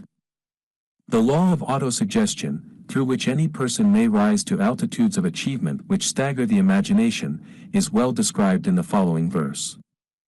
If you think you are beaten, you are; if you think you dare not, you don't. If you like to win, but you think you can't, it is almost certain you won't. If you think you'll lose, you're lost, for out of the world we find, success begins with a fellow's will. It's all in the state of mind. If you think you are outclassed, you are. You've got to think high to rise. You've got to be sure of yourself before you can ever win a prize. Life's battles don't always go to the stronger or faster man, but soon or late the man who wins is the man who thinks he can. Observe the words which have been emphasized, and you will catch the deep meaning which the poet had in mind. Somewhere in your makeup, perhaps in the cells of your brain, there lies sleeping the seed of achievement which, if aroused and put into action, would carry you to heights such as you may never have hoped to attain. Just as a master musician may cause the most beautiful strains of music to pour forth from the strings of a violin, so may you arouse the genius which lies asleep in your brain, and cause it to drive you upward to whatever goal you may wish to achieve. Abraham Lincoln was a failure at everything he tried, until he was well past the age of 40. He was a Mr. Nobody from nowhere, until a great experience came into his life, aroused the sleeping genius within his heart and brain, and gave the world one of its really great men. That experience was mixed with the emotions of sorrow and love. It came to him through Anne Rutledge, the only woman whom he ever truly loved. It is a known fact that the emotion of love is closely akin to the state of mind known as faith, and this for the reason that love comes very near to translating one's thought impulses into their spiritual equivalent. During his work of research, the author discovered, from the analysis of the life work and achievements of hundreds of men of outstanding accomplishment, that there was the influence of a woman's love back of nearly every one of them. The emotion of love, in the human heart and brain, creates a favorable field of magnetic attraction, which causes an influx of the higher and finer vibrations which are afloat in the ether. If you wish evidence of the power of faith, study the achievements of men and women who have employed it. At the head of the list comes the Nazarene. Christianity is the greatest single force which influences the minds of men. The basis of Christianity is faith, no matter how many people may have perverted or misinterpreted the meaning of this great force, and no matter how many dogmas and creeds have been created in its name, which do not reflect its tenets. The sum and substance of the teachings and the achievements of Christ, which may have been interpreted as miracles, were nothing more nor less than faith. If there are any such phenomena as miracles, they are produced only through the state of mind known as faith. Some teachers of religion, and many who call themselves Christians, neither understand nor practice faith. Let us consider the power of faith, as it is now being demonstrated, by a man who is well known to all of civilization, Mahatma Gandhi, of India. In this man the world has one of the most astounding examples known to civilization, of the possibilities of faith. Gandhi wields more potential power than any man living at this time, and this, despite the fact that he has none of the orthodox tools of power, such as money, battleships, soldiers, and materials of warfare. Gandhi has no money, he has no home, he does not own a suit of clothes, but he does have power. How does he come by that power? He created it out of his understanding of the principle of faith, and through his ability to transplant that faith into the minds of 200 million people. Gandhi has accomplished, through the influence of faith, that which the strongest military power on earth could not, and never will accomplish through soldiers and military equipment. He has accomplished the astounding feat of influencing 200 million minds to coalesce and move in unison, as a single mind. What other force on earth, except faith, could do as much? There will come a day when employees as well as employers will discover the possibilities of faith. That day is dawning. The whole world has had ample opportunity, during the recent business depression, to witness what the lack of faith will do to business. Surely, civilization has produced a sufficient number of intelligent human beings to make use of this great lesson which the depression has taught the world. During this depression, the world had evidence in abundance that widespread fear will paralyze the wheels of industry and business. Out of this experience will arise leaders in business and industry who will profit by the example which Gandhi has set for the world, and they will apply to business the same tactics which he has used in building the greatest following known in the history of the world. These leaders will come from the rank and file of the unknown men, who now labor in the steel plants, the coal mines, the automobile factories, and in the small towns and cities of America. Business is due for a reform, make no mistake about this. The methods of the past, based upon economic combinations of force and fear, will be supplanted by the better principles of faith and cooperation. Men who labor will receive more than daily wages, they will receive dividends from the business, the same as those who supply the capital for business, but first they must give more to their employers, and stop this bickering and bargaining by force, at the expense of the public. They must earn the right to dividends. Moreover, and this is the most important thing of all, THEY will be led by leaders who will understand and apply the principles employed by Mahatma Gandhi. Only in this way may leaders get from their followers the spirit of full cooperation which constitutes power in its highest and most enduring form. This stupendous machine age in which we live, and from which we are just emerging, has taken the soul out of men. Its leaders have driven men as though they were pieces of cold machinery. They were forced to do so by the employees who have bargained, at the expense of all concerned, to get and not to give. The watchword of the future will be human happiness and contentment, and when this state of mind shall have been attained, the production will take care of itself, more effectively than anything that has ever been accomplished where men did not, and could not mix faith and individual interest with their labor. Because of the need for faith and cooperation in operating business and industry, it will be both interesting and profitable to analyze an event which provides an excellent understanding of the method by which industrialists and businessmen accumulate great fortunes, by giving before they try to get. The event chosen for this illustration dates back to 1900, when the United States Steel Corporation was being formed. As you read the story, keep in mind these fundamental facts and you will understand how ideas have been converted into huge fortunes. First, the huge United States Steel Corporation was born in the mind of Charles M. Schwab, in the form of an idea he created through his imagination. Second, he mixed faith with his idea. Third, he formulated a plan for the transformation of his idea into physical and financial reality. Fourth, he put his plan into action with his famous speech at the University Club. Fifth, he applied and followed through on his plan with persistence, and backed it with firm decision until it had been fully carried out. Sixth, he prepared the way for success by a burning desire for success. If you are one of those who have often wondered how great fortunes are accumulated, this story of the creation of the United States Steel Corporation will be enlightening. If you have any doubt that men can think and grow rich, this story should dispel that doubt, because you can plainly see in the story of the United States Steel, the application of a major portion of the 13 principles described in this book. This astounding description of the power of an idea was dramatically told by John Lowell, in the New York World Telegram, with whose courtesy it is here reprinted. A pretty after-dinner speech for $1 billion. When, on the evening of December 12, 1900, some 80 of the nation's financial nobility gathered in the banquet hall of the University Club on Fifth Avenue to do honor to a young man from out of the West, not half a dozen of the guests realized they were to witness the most significant episode in American industrial history. J. Edward Simmons and Charles Stuart Smith, their hearts full of gratitude for the lavish hospitality bestowed on them by Charles M. Schwab during a recent visit to Pittsburgh, had arranged the dinner to introduce the 38-year-old steel man to Eastern banking society. But they didn't expect him to stampede the convention. They warned him, in fact, that the bosoms within New York stuffed shirts would not be responsive to oratory, and that, if he didn't want to bore the Stillemans and Harrimans and Vanderbilts, he had better limit himself to 15 or 20 minutes of polite vaporings and let it go at that. Even John Pierpont Morgan, sitting on the right hand of Schwab as became his imperial dignity, intended to grace the banquet table with his presence only briefly.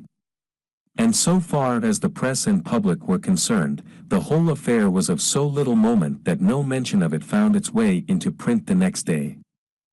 So the two hosts and their distinguished guests ate their way through the usual 7 or 8 courses. There was little conversation, and what there was of it was restrained. Few of the bankers and brokers had met Schwab, whose career had flowered along the banks of the Monongahela, and none knew him well. But before the evening was over, they and with them money master Morgan were to be swept off their feet, and a billion-dollar baby, the United States Steel Corporation, was to be conceived. It is perhaps unfortunate, for the sake of history, that no record of Charlie Schwab's speech at the dinner ever was made. He repeated some parts of it at a later date during a similar meeting of Chicago bankers. And still later, when the government brought suit to dissolve the Steel Trust, he gave his own version, from the witness stand, of the remarks that stimulated Morgan into a frenzy of financial activity. It is probable, however, that it was a homely speech, somewhat ungrammatical, for the niceties of language never bothered Schwab, full of epigram and threaded with wit. But aside from that, it had a galvanic force and effect upon the 5 billions of estimated capital that was represented by the diners.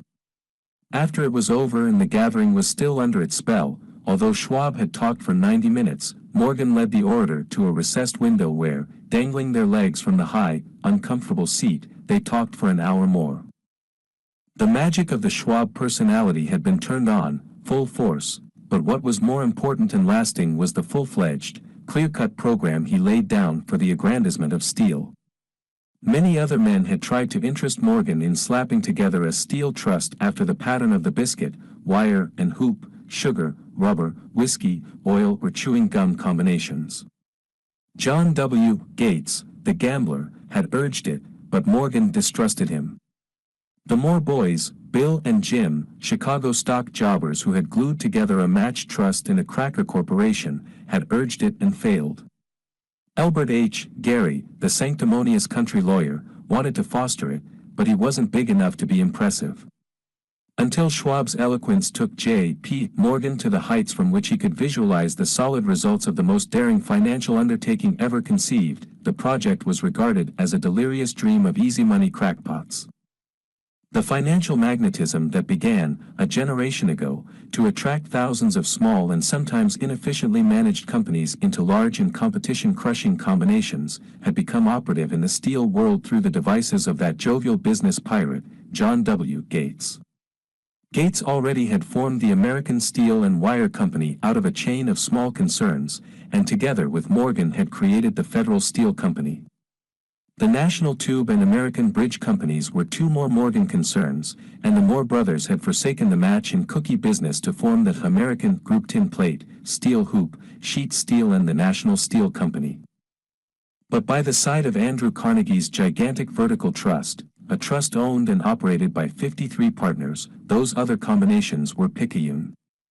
They might combine to their heart's content, but the whole lot of them couldn't make a dent in the Carnegie organization, and Morgan knew it. The eccentric old Scot knew it, too. From the magnificent heights of Skibo Castle he had viewed, first with amusement and then with resentment, the attempts of Morgan's smaller companies to cut into his business. When the attempts became too bold, Carnegie's temper was translated into anger and retaliation. He decided to duplicate every mill owned by his rivals. Hitherto, he hadn't been interested in wire, pipe, hoops, or sheet. Instead, he was content to sell such companies the raw steel and let them work it into whatever shape they wanted. Now, with Schwab as his chief and able lieutenant, he planned to drive his enemies to the wall. So it was that in the speech of Charles M. Schwab, Morgan saw the answer to his problem of combination. A trust without Carnegie, giant of them all, would be no trust at all, a plum pudding, as one writer said, without the plums. Schwab's speech on the night of December 12, 1900, undoubtedly carried the inference, though not the pledge, that the vast Carnegie enterprise could be brought under the Morgan tent. He talked of the world future for steel, of reorganization for efficiency, of specialization, of the scrapping of unsuccessful mills and concentration of effort on the flourishing properties, of economies in the ore traffic, of economies in overhead and administrative departments, of capturing foreign markets. More than that, he told the buccaneers among them wherein lay the errors of their customary piracy. Their purposes, he inferred, had been to create monopolies, raise prices, and pay themselves fat dividends out of privilege. Schwab condemned the system in his heartiest manner. The short-sightedness of such a policy, he told his hearers, lay in the fact that it restricted the market in an era when everything cried for expansion. By cheapening the cost of steel, he argued, an ever-expanding market would be created, more uses for steel would be devised, and a goodly portion of the world trade could be captured. Actually, though he did not know it, Schwab was an apostle of modern mass production. So the dinner at the University Club came to an end. Morgan went home to think about Schwab's rosy predictions. Schwab went back to Pittsburgh to run the steel business for Andrew Carnegie, while Gary and the rest went back to their stock tickers to fiddle around in anticipation of the next move. It was not long coming. It took Morgan about 1 week to digest the feast of reason Schwab had placed before him. When he had assured himself that no financial indigestion was to result, he sent for Schwab and found that young man rather coy.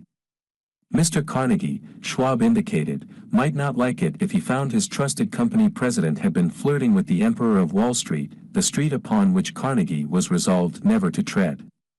Then it was suggested by John W. Gates, the go-between, that if Schwab happened to be in the Bellevue Hotel in Philadelphia, J.P. Morgan might also happen to be there. When Schwab arrived, however, Morgan was inconveniently ill at his New York home, and so, on the elder man's pressing invitation, Schwab went to New York and presented himself at the door of the financier's library. Now certain economic historians have professed the belief that from the beginning to the end of the drama, the stage was set by Andrew Carnegie, that the dinner to Schwab, the famous speech, the Sunday night conference between Schwab and the Money King, were events arranged by the canny Scot. The truth is exactly the opposite. When Schwab was called in to consummate the deal, he didn't even know whether the little boss, as Andrew was called, would so much as listen to an offer to sell, particularly to a group of men whom Andrew regarded as being endowed with something less than holiness. But Schwab did take into the conference with him, in his own handwriting, 6 sheets of copperplate figures, representing to his mind the physical worth and the potential earning capacity of every steel company he regarded as an essential star in the new metal firmament. For men pondered over these figures all night. The chief, of course, was Morgan, steadfast in his belief in the divine right of money. With him was his aristocratic partner, Robert Bacon, a scholar and a gentleman. The third was John W. Gates, whom Morgan scorned as a gambler and used as a tool. The fourth was Schwab, who knew more about the processes of making and selling steel than any whole group of men then living. Throughout that conference, the Pittsburghers' figures were never questioned. If he said a company was worth so much, then it was worth that much and no more. He was insistent, too, upon including in the combination only those concerns he nominated. He had conceived a corporation in which there would be no duplication, not even to satisfy the greed of friends who wanted to unload their companies upon the broad Morgan shoulders. Thus he left out, by design, a number of the larger concerns upon which the walruses and carpenters of Wall Street had cast hungry eyes. When dawn came, Morgan rose and straightened his back. Only one question remained. "Do you think you can persuade Andrew Carnegie to sell?" he asked. "I can try," said Schwab. "If you can get him to sell, I will undertake the matter," said Morgan.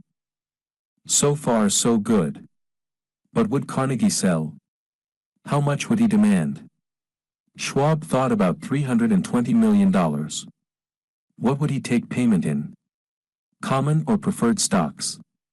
Bonds? Cash? Nobody could raise $250 million in cash. There was a golf game in January on the frost-cracking heath of the St. Andrew's Links in Westchester, with Andrew bundled up in sweaters against the cold, and Charlie talking volubly, as usual, to keep his spirits up. But no word of business was mentioned until the pair sat down in the cozy warmth of the Carnegie cottage hard by. Then, with the same persuasiveness that had hypnotized 80 millionaires at the University Club, Schwab poured out the glittering promises of retirement in comfort, of untold millions to satisfy the old man's social caprices. Carnegie capitulated, wrote a figure on a slip of paper, handed it to Schwab and said, "All right, that's what we'll sell for."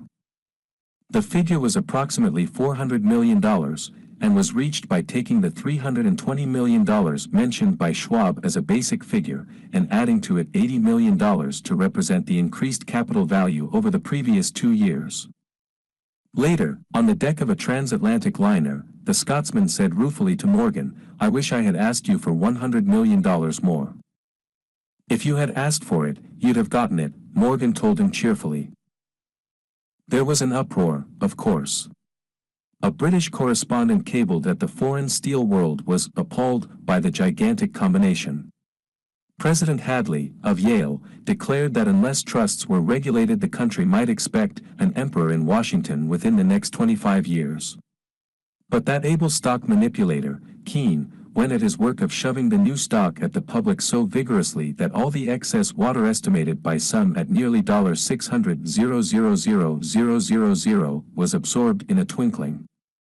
So Carnegie had his millions, and the Morgan Syndicate had $62 million for all its trouble, and all the boys, from Gates to Gary, had their millions. The 38-year-old Schwab had his reward. He was made president of the new corporation and remained in control until 1930. The dramatic story of Big Business, which you have just finished, was included in this book, because it is a perfect illustration of the method by which desire can be transmuted into its physical equivalent. I imagine some readers will question the statement that a mere, intangible desire can be converted into its physical equivalent. Doubtless some will say, you cannot convert nothing into something. The answer is in the story of United States Steel. That giant organization was created in the mind of one man.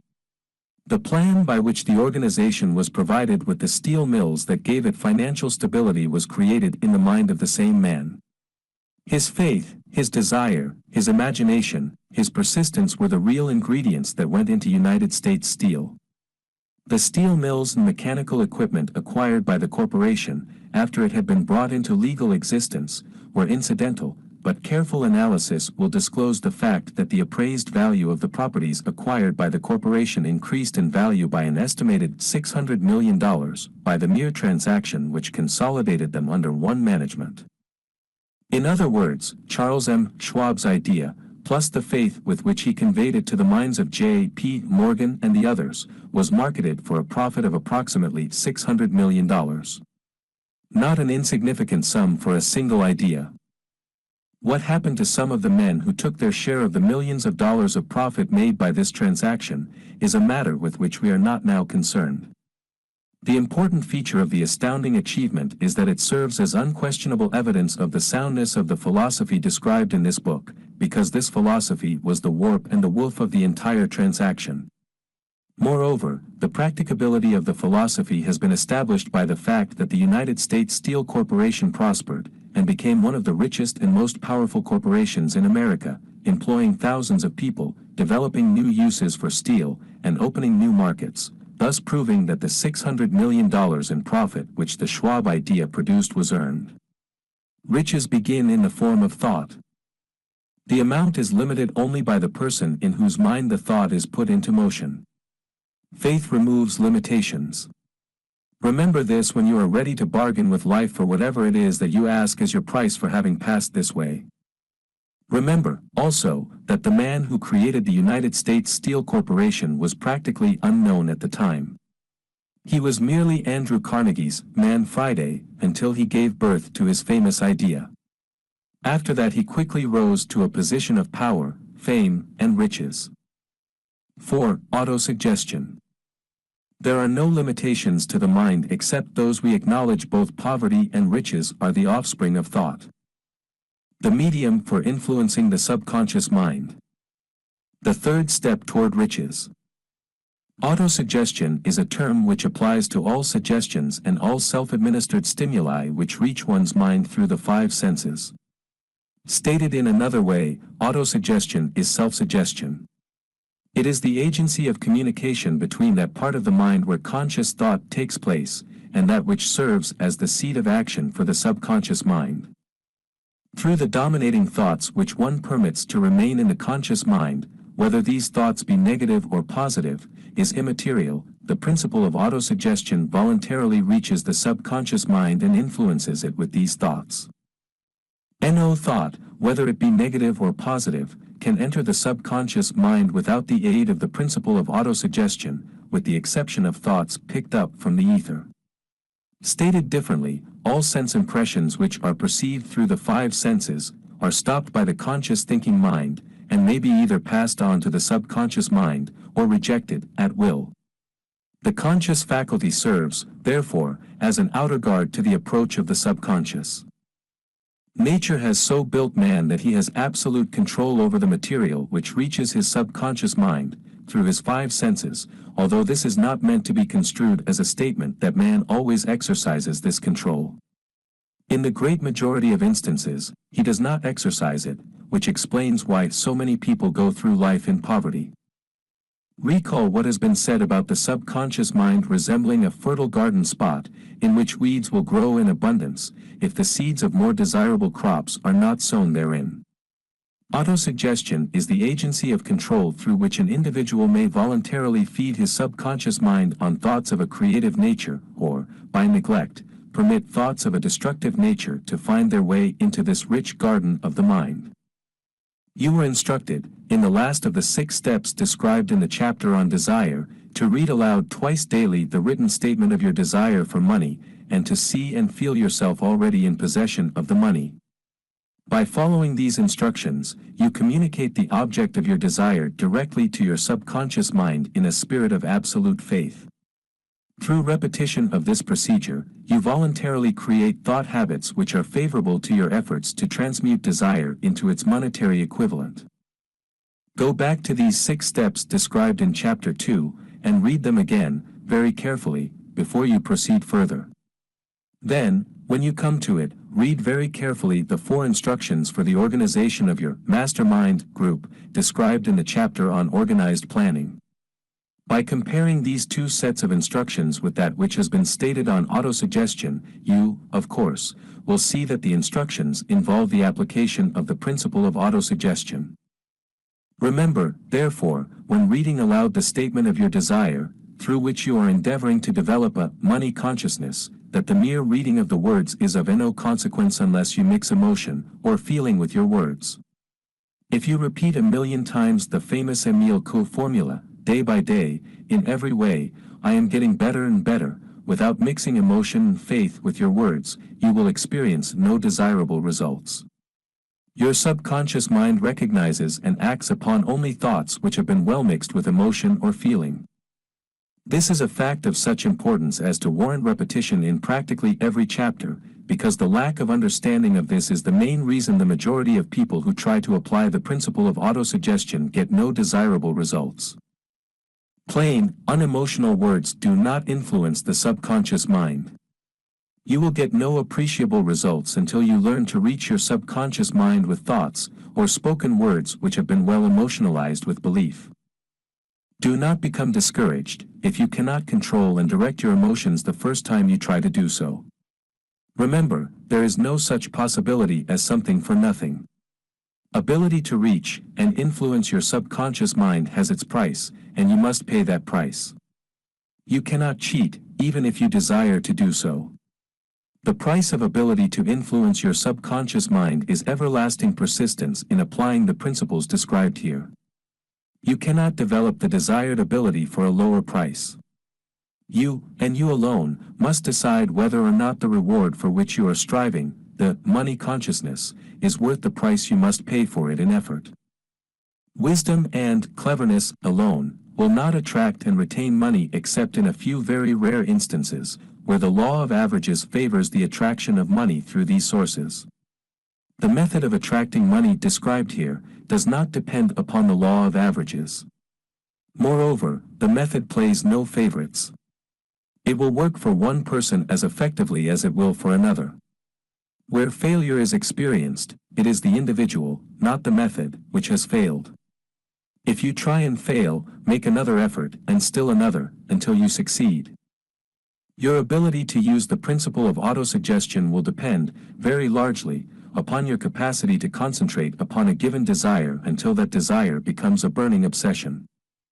When you begin to carry out the instructions in connection with the 6 steps described in the 2nd chapter, it will be necessary for you to make use of the principle of concentration. Let us here offer suggestions for the effective use of concentration. When you begin to carry out the first of the 6 steps, which instructs you to fix in your own mind the exact amount of money you desire, hold your thoughts on that amount of money by concentration, or fixation of attention, with your eyes closed, until you can actually see the physical appearance of the money. Do this at least once each day. As you go through these exercises, follow the instructions given in the chapter on faith, and see yourself actually in possession of the money. Here is a most significant fact: the subconscious mind takes any orders given it in a spirit of absolute faith, and acts upon those orders, although the orders often have to be presented over and over again, through repetition, before they are interpreted by the subconscious mind. Following the preceding statement, consider the possibility of playing a perfectly legitimate trick on your subconscious mind, by making it believe, because you believe it, that you must have the amount of money you are visualizing, that this money is already awaiting your claim, that the subconscious mind must hand over to you practical plans for acquiring the money which is yours. Hand over the thought suggested in the preceding paragraph to your imagination, and see what your imagination can, or will do, to create practical plans for the accumulation of money through transmutation of your desire. Do not wait for a definite plan, through which you intend to exchange services or merchandise in return for the money you are visualizing, but begin at once to see yourself in possession of the money, demanding and expecting meanwhile, that your subconscious mind will hand over the plan, or plans you need. Be on the alert for these plans, and when they appear, put them into action immediately. When the plans appear, they will probably flash into your mind through the 6th sense, in the form of an inspiration. This inspiration may be considered a direct telegram or message from infinite intelligence. Treat it with respect, and act upon it as soon as you receive it. Failure to do this will be fatal to your success. In the 4th of the 6 steps, you were instructed to create a definite plan for carrying out your desire, and begin at once to put this plan into action. You should follow this instruction in the manner described in the preceding paragraph. Do not trust to your reason when creating your plan for accumulating money through the transmutation of desire. Your reason is faulty. Moreover, your reasoning faculty may be lazy, and, if you depend entirely upon it to serve you, it may disappoint you. When visualizing the money you intend to accumulate, with closed eyes, see yourself rendering the service, or delivering the merchandise you intend to give in return for this money. This is important. Summary of instructions. The fact that you are reading this book is an indication that you earnestly seek knowledge. It is also an indication that you are a student of this subject. If you are only a student, there is a chance that you may learn much that you did not know, but you will learn only by assuming an attitude of humility. If you choose to follow some of the instructions but neglect, or refuse to follow others, you will fail. To get satisfactory results, you must follow all instructions in a spirit of faith. The instructions given in connection with the 6 steps in the 2nd chapter will now be summarized and blended with the principles covered by this chapter, as follows. First, Go into some quiet spot, preferably in bed at night, where you will not be disturbed or interrupted. Close your eyes, and repeat aloud, so you may hear your own words, the written statement of the amount of money you intend to accumulate, the time limit for its accumulation, and a description of the service or merchandise you intend to give in return for the money. As you carry out these instructions, see yourself already in possession of the money. For example, suppose that you intend to accumulate $50,000 by the 1st of January, 5 years hence, that you intend to give personal services in return for the money, in the capacity of a salesman. Your written statement of your purpose should be similar to the following. By the first day of January, 19, I will have in my possession $50,000, which will come to me in various amounts from time to time during the interim. In return for this money I will give the most efficient service of which I am capable, rendering the fullest possible quantity, and the best possible quality of service in the capacity of salesman of. Describe the service or merchandise you intend to sell. I believe that I will have this money in my possession. My faith is so strong that I can now see this money before my eyes. I can touch it with my hands. It is now awaiting transfer to me at the time, and in the proportion that I deliver the service I intend to render in return for it. I am awaiting a plan by which to accumulate this money, and I will follow that plan when it is received. Second, repeat this program night and morning until you can see, in your imagination, the money you intend to accumulate. Third, place a written copy of your statement where you can see it night and morning, and read it just before retiring, and upon arising until it has been memorized. Remember, as you carry out these instructions, that you are applying the principle of autosuggestion, for the purpose of giving orders to your subconscious mind. Remember, also, that your subconscious mind will act only upon instructions which are emotionalized, and handed over to it with feeling. Faith is the strongest, and most productive of the emotions. Follow the instructions given in the chapter on faith. These instructions may, at first, seem abstract. Do not let this disturb you. Follow the instructions, no matter how abstract or impractical they may, at first, appear to be. The time will soon come, if you do as you have been instructed, in spirit as well as in act, when a whole new universe of power will unfold to you. Skepticism, in connection with all new ideas, is characteristic of all human beings. But if you follow the instructions outlined, your skepticism will soon be replaced by belief, and this, in turn, will soon become crystallized into absolute faith. Then you will have arrived at the point where you may truly say, I am the master of my fate, I am the captain of my soul. Many philosophers have made the statement that man is the master of his own earthly destiny, but most of them have failed to say why he is the master. The reason that man may be the master of his own earthly status, and especially his financial status, is thoroughly explained in this chapter. Man may become the master of himself and of his environment, because he has the power to influence his own subconscious mind, and through it, gain the cooperation of infinite intelligence. You are now reading the chapter which represents the keystone to the arch of this philosophy. The instructions contained in this chapter must be understood and applied with persistence, if you succeed in transmuting desire into money. The actual performance of transmuting desire into money involves the use of autosuggestion as an agency by which one may reach and influence the subconscious mind. The other principles are simply tools with which to apply autosuggestion. Keep this thought in mind, and you will, at all times, be conscious of the important part the principle of autosuggestion is to play in your efforts to accumulate money through the methods described in this book. Carry out these instructions as though you were a small child. Inject into your efforts something of the faith of a child. The author has been most careful to see that no impractical instructions were included, because of his sincere desire to be helpful. After you have read the entire book, come back to this chapter, and follow in spirit and in action this instruction. Read the entire chapter aloud once every night, until you become thoroughly convinced that the principle of autosuggestion is sound, that it will accomplish for you all that has been claimed for it.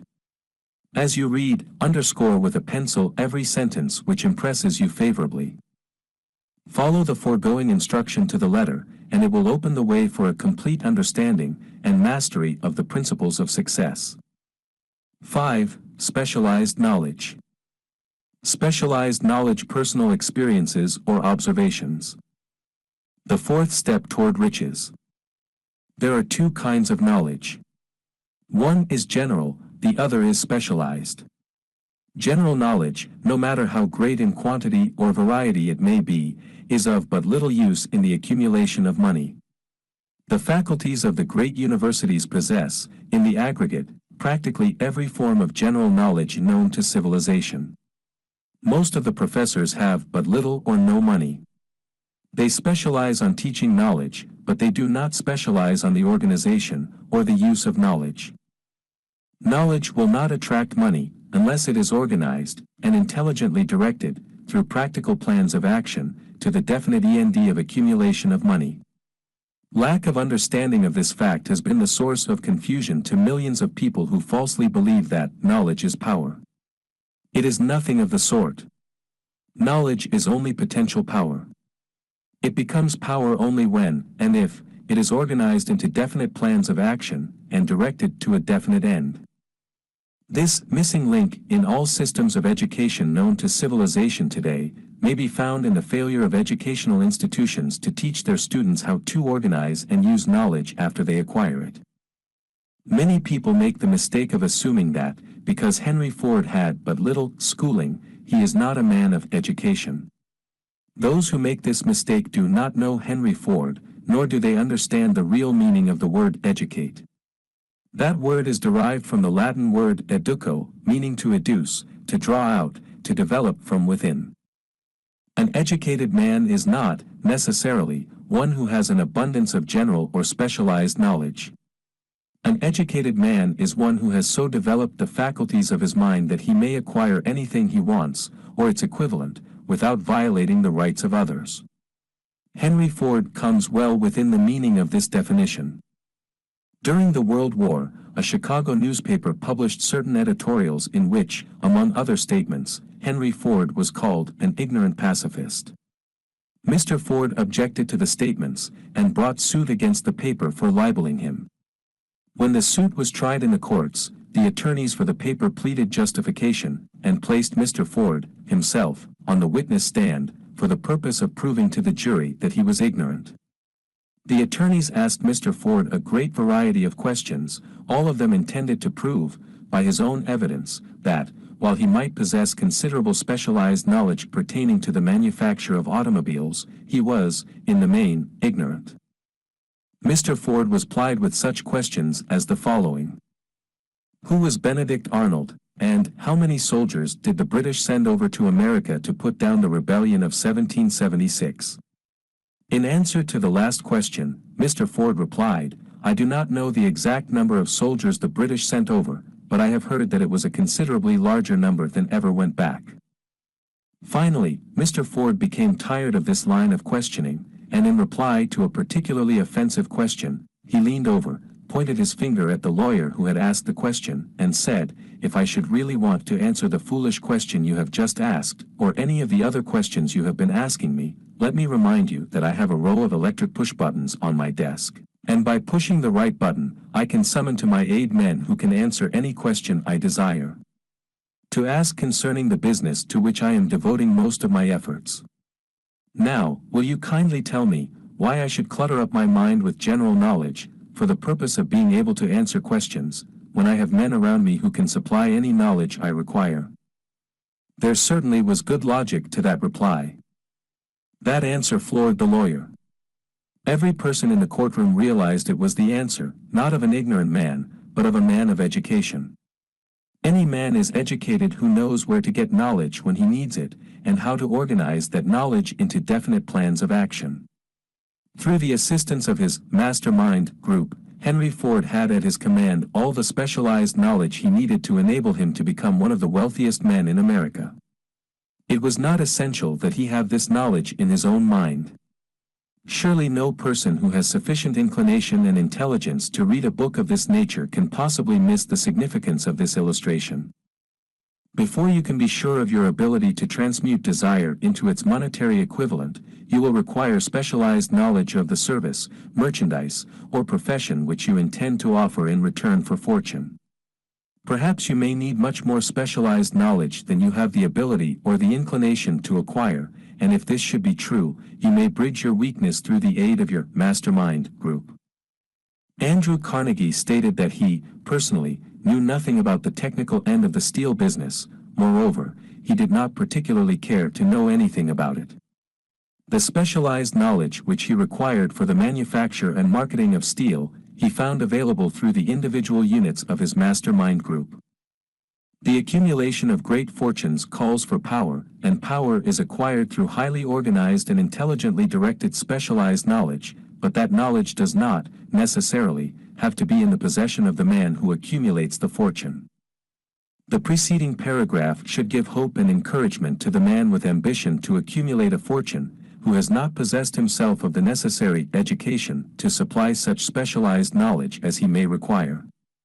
Men sometimes go through life suffering from inferiority complexes, because they are not men of education. The man who can organize and direct a mastermind group of men who possess knowledge useful in the accumulation of money, is just as much a man of education as any man in the group. Remember this, if you suffer from a feeling of inferiority, because your schooling has been limited. Thomas Edison had only 3 months of schooling during his entire life.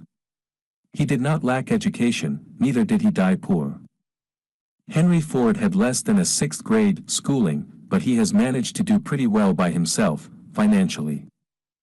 Specialized knowledge is among the most plentiful, and the cheapest forms of service which may be had. If you doubt this, consult the payroll of any university. It pays to know how to purchase knowledge. First of all, decide the sort of specialized knowledge you require, and the purpose for which it is needed. To a large extent, your major purpose in life, the goal toward which you are working, will help determine what knowledge you need. With this question settled, your next move requires that you have accurate information concerning dependable sources of knowledge.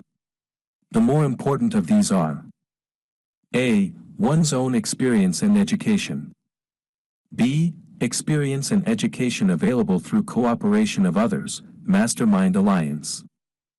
C. Colleges and universities. D.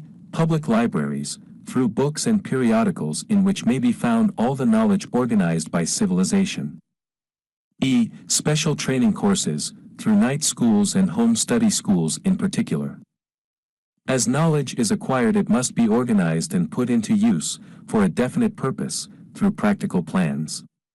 Knowledge has no value except that which can be gained from its application toward some worthy end. This is one reason why college degrees are not valued more highly. They represent nothing but miscellaneous knowledge. If you contemplate taking additional schooling, first determine the purpose for which you want the knowledge you are seeking, then learn where this particular sort of knowledge can be obtained, from reliable sources. Successful men, in all callings, never stop acquiring specialized knowledge related to their major purpose, business, or profession. Those who are not successful usually make the mistake of believing that the knowledge acquiring period ends when one finishes school. The truth is that schooling does but little more than to put one in the way of learning how to acquire practical knowledge. With this changed world, which began at the end of the economic collapse, came also astounding changes in educational requirements. The order of the day is specialization. This truth was emphasized by Robert P. Moore, Secretary of Appointments of Columbia University. Specialists most sought. Particularly sought after by employing companies are candidates who have specialized in some field. Business school graduates with training in accounting and statistics, engineers of all varieties, journalists, architects, chemists, and also outstanding leaders and activity men of the senior class. The man who has been active on the campus, whose personality is such that he gets along with all kinds of people and who has done an adequate job with his studies, has a most decided edge over the strictly academic student.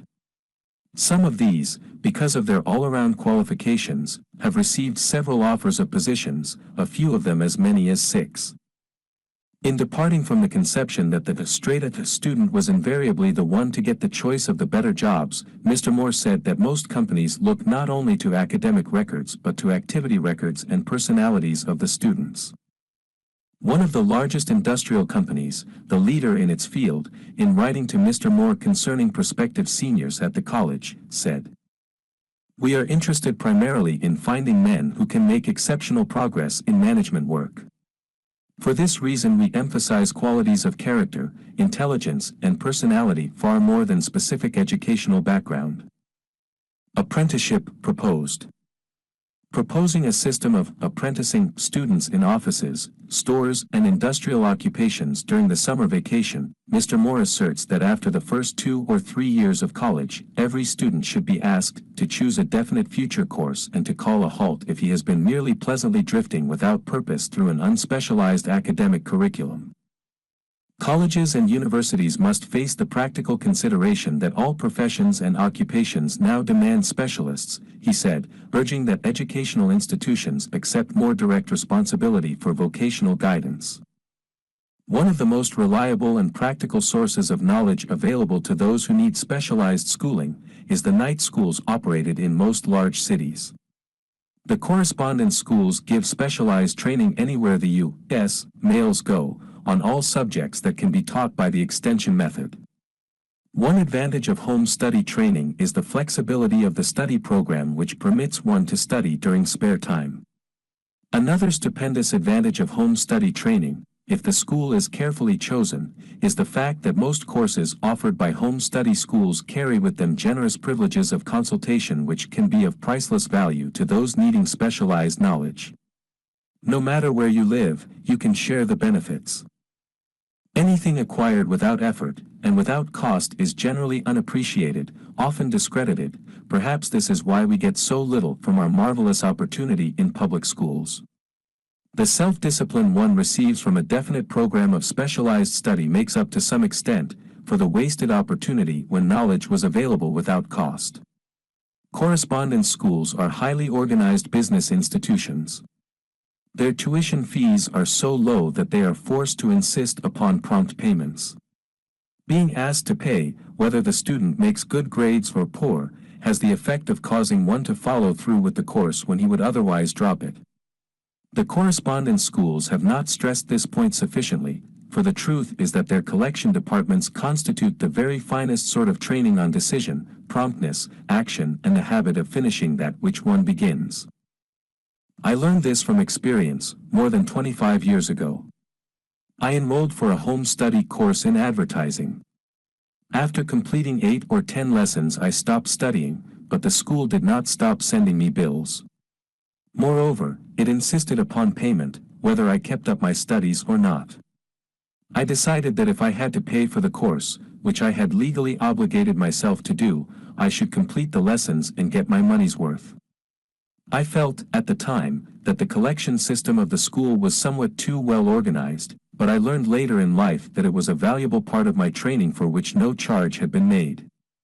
Being forced to pay, I went ahead and completed the course. Later in life I discovered that the efficient collection system of that school had been worth much in the form of money earned, because of the training in advertising I had so reluctantly taken. We have in this country what is said to be the greatest public school system in the world. We have invested fabulous sums for fine buildings, we have provided convenient transportation for children living in the rural districts, so they may attend the best schools, but there is one astounding weakness to this marvelous system: it is free. One of the strange things about human beings is that they value only that which has a price. The free schools of America, and the free public libraries, do not impress people because they are free. This is the major reason why so many people find it necessary to acquire additional training after they quit school and go to work. It is also one of the major reasons why employers give greater consideration to employees who take home study courses. They have learned, from experience, that any person who has the ambition to give up a part of his spare time to studying at home has in him those qualities which make for leadership. This recognition is not a charitable gesture, it is sound business judgment upon the part of the employers. There is one weakness in people for which there is no remedy. It is the universal weakness of lack of ambition. Persons, especially salaried people, who schedule their spare time to provide for home study, seldom remain at the bottom very long. Their action opens the way for the upward climb, removes many obstacles from their path, and gains the friendly interest of those who have the power to put them in the way of opportunity. The home study method of training is especially suited to the needs of employed people who find, after leaving school, that they must acquire additional specialized knowledge, but cannot spare the time to go back to school. The changed economic conditions prevailing since the Depression have made it necessary for thousands of people to find additional, or new sources of income. For the majority of these, the solution to their problem may be found only by acquiring specialized knowledge. Many will be forced to change their occupations entirely. When a merchant finds that a certain line of merchandise is not selling, he usually supplants it with another that is in demand. The person whose business is that of marketing personal services must also be an efficient merchant. If his services do not bring adequate returns in one occupation, he must change to another, where broader opportunities are available. Stuart Austin prepared himself as a construction engineer and followed this line of work until the Depression limited his market to where it did not give him the income he required. He took inventory of himself, decided to change his profession to law, went back to school and took special courses by which he prepared himself as a corporation lawyer. Despite the fact the Depression had not ended, he completed his training, passed the bar examination, and quickly built a lucrative law practice in Dallas, Texas. In fact, he is turning away clients. Just to keep the record straight, and to anticipate the alibis of those who will say, "I couldn't go to school because I have a family to support," or "I'm too old," I will add the information that Mr. Weir was past 40, and married when he went back to school.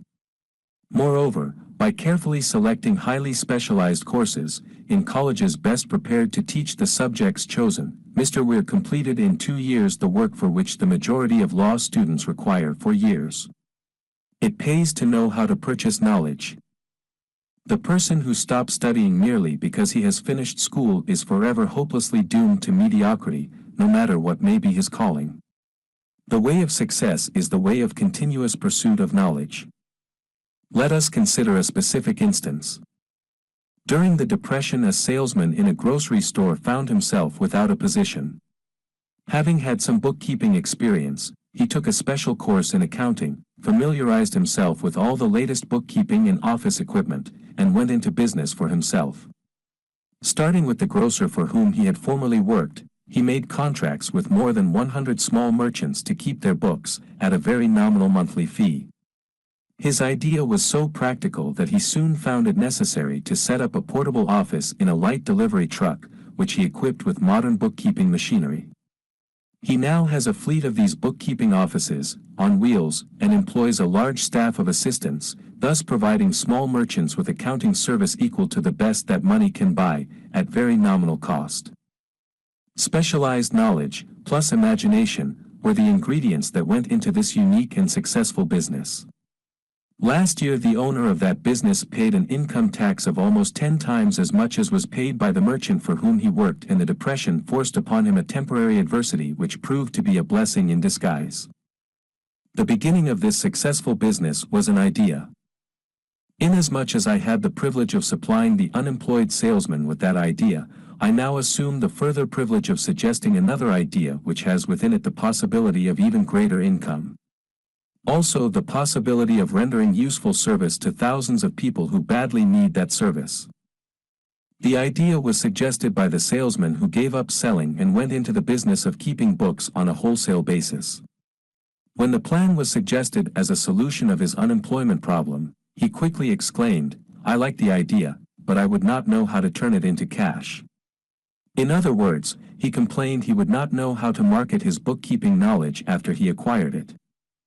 So, that brought up another problem which had to be solved. With the aid of a young woman typist, clever at hand lettering, and who could put the story together, a very attractive book was prepared, describing the advantages of the new system of bookkeeping. The pages were neatly typed and pasted in an ordinary scrapbook, which was used as a silent salesman with which the story of this new business was so effectively told that its owner soon had more accounts than he could handle. There are thousands of people, all over the country, who need the services of a merchandising specialist capable of preparing an attractive brief for use in marketing personal services. The aggregate annual income from such a service might easily exceed that received by the largest employment agency, and the benefits of the service might be made far greater to the purchaser than any to be obtained from an employment agency. The idea here described was born of necessity, to bridge an emergency which had to be covered, but it did not stop by merely serving one person. The woman who created the idea has a keen imagination. She saw in her newly born brainchild the making of a new profession, one that is destined to render valuable service to thousands of people who need practical guidance in marketing personal services. Spurred to action by the instantaneous success of her first, prepared plan to market personal services, this energetic woman turned next to the solution of a similar problem for her son who had just finished college, but had been totally unable to find a market for his services. The plan she originated for his use was the finest specimen of merchandising of personal services I have ever seen. When the plan book had been completed, it contained nearly 50 pages of beautifully typed, properly organized information, telling the story of her son's native ability, schooling, personal experiences, and a great variety of other information too extensive for description.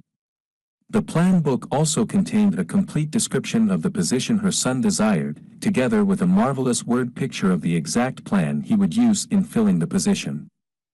The preparation of the plan book required several weeks' labor, during which time its creator sent her son to the public library almost daily, to procure data needed in selling his services to best advantage. She sent him, also, to all the competitors of his prospective employer, and gathered from them vital information concerning their business methods which was of great value in the formation of the plan he intended to use in filling the position he sought. When the plan had been finished, it contained more than half a dozen very fine suggestions for the use and benefit of the prospective employer. The suggestions were put into use by the company. One may be inclined to ask, why go to all this trouble to secure a job? The answer is straight to the point. Also it is dramatic, because it deals with a subject which assumes the proportion of a tragedy with millions of men and women whose sole source of income is personal services. The answer is, doing a thing well never is trouble. The plan prepared by this woman for the benefit of her son, helped him get the job for which he applied, at the first interview, at a salary fixed by himself. Moreover, and this, too, is important, the position did not require the young man to start at the bottom. He began as a junior executive, at an executive's salary. Why go to all this trouble, do you ask? Well, for one thing, the planned presentation of this young man's application for a position clipped off no less than 10 years of time he would have required to get to where he began, had he started at the bottom and worked his way up. This idea of starting at the bottom and working one's way up may appear to be sound, but the major objection to it is this: too many of those who begin at the bottom never manage to lift their heads high enough to be seen by opportunity, so they remain at the bottom. It should be remembered, also, that the outlook from the bottom is not so very bright or encouraging. It has a tendency to kill off ambition. We call it getting into a rut, which means that we accept our fate because we form the habit of daily routine, a habit that finally becomes so strong we cease to try to throw it off. And that is another reason why it pays to start 1 or 2 steps above the bottom. By so doing, one forms the habit of looking around, of observing how others get ahead, of seeing opportunity, and of embracing it without hesitation. Dan Halpin is a splendid example of what I mean. During his college days, he was manager of the famous 1930 national championship Notre Dame football team, when it was under the direction of the late Knute Rockne. Perhaps he was inspired by the great football coach to aim high, and not mistake temporary defeat for failure, just as Andrew Carnegie, the great industrial leader, inspired his young business lieutenants to set high goals for themselves.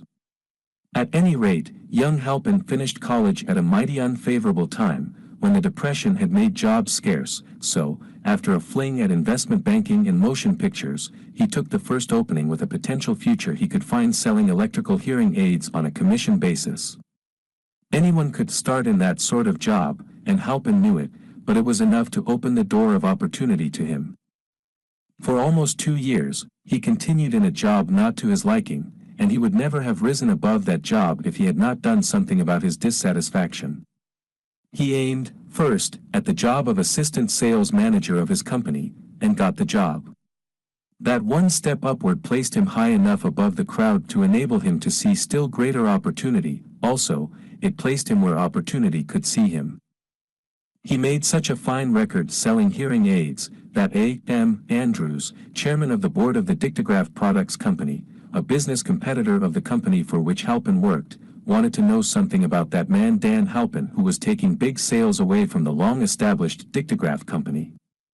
He sent for Halpin. When the interview was over, Halpin was the new sales manager, in charge of the Acousticon division. Then, to test young Halpin's mettle, Mr. Andrews went away to Florida for 3 months, leaving him to sink or swim in his new job. He did not sink. Knute Rockne's spirit of "all the world loves a winner, and has no time for a loser," inspired him to put so much into his job that he was recently elected vice president of the company, and general manager of the Acousticon and Silent Radio division, a job which most men would be proud to earn through 10 years of loyal effort. Halpin turned the trick in little more than 6 months. It is difficult to say whether Mr. Andrews or Mr. Halpin is more deserving of eulogy, for the reason that both showed evidence of having an abundance of that very rare quality known as imagination. Mr. Andrews deserves credit for seeing, in young Halpin, a go-getter of the highest order. Halpin deserves credit for refusing to compromise with life by accepting and keeping a job he did not want, and that is one of the major points I am trying to emphasize through this entire philosophy, that we rise to high positions or remain at the bottom because of conditions we can control if we desire to control them. I am also trying to emphasize another point, namely, that both success and failure are largely the results of habit. I have not the slightest doubt that Dan Halpin's close association with the greatest football coach America ever knew, planted in his mind the same brand of desire to excel which made the Notre Dame football team world famous. Truly, there is something to the idea that hero worship is helpful, provided one worships a winner. Halpin tells me that Rockne was one of the world's greatest leaders of men in all history. My belief in the theory that business associations are vital factors, both in failure and in success, was recently demonstrated when my son Blair was negotiating with Dan Halpin for a position. Mr. Halpin offered him a beginning salary of about 1/2 what he could have gotten from a rival company. I brought parental pressure to bear, and induced him to accept the place with Mr. Halpin, because I believe that close association with one who refuses to compromise with circumstances he does not like is an asset that can never be measured in terms of money. The bottom is a monotonous, dreary, unprofitable place for any person. That is why I have taken the time to describe how lowly beginnings may be circumvented by proper planning. Also, that is why so much space has been devoted to a description of this new profession, created by a woman who was inspired to do a fine job of planning because she wanted her son to have a favorable break.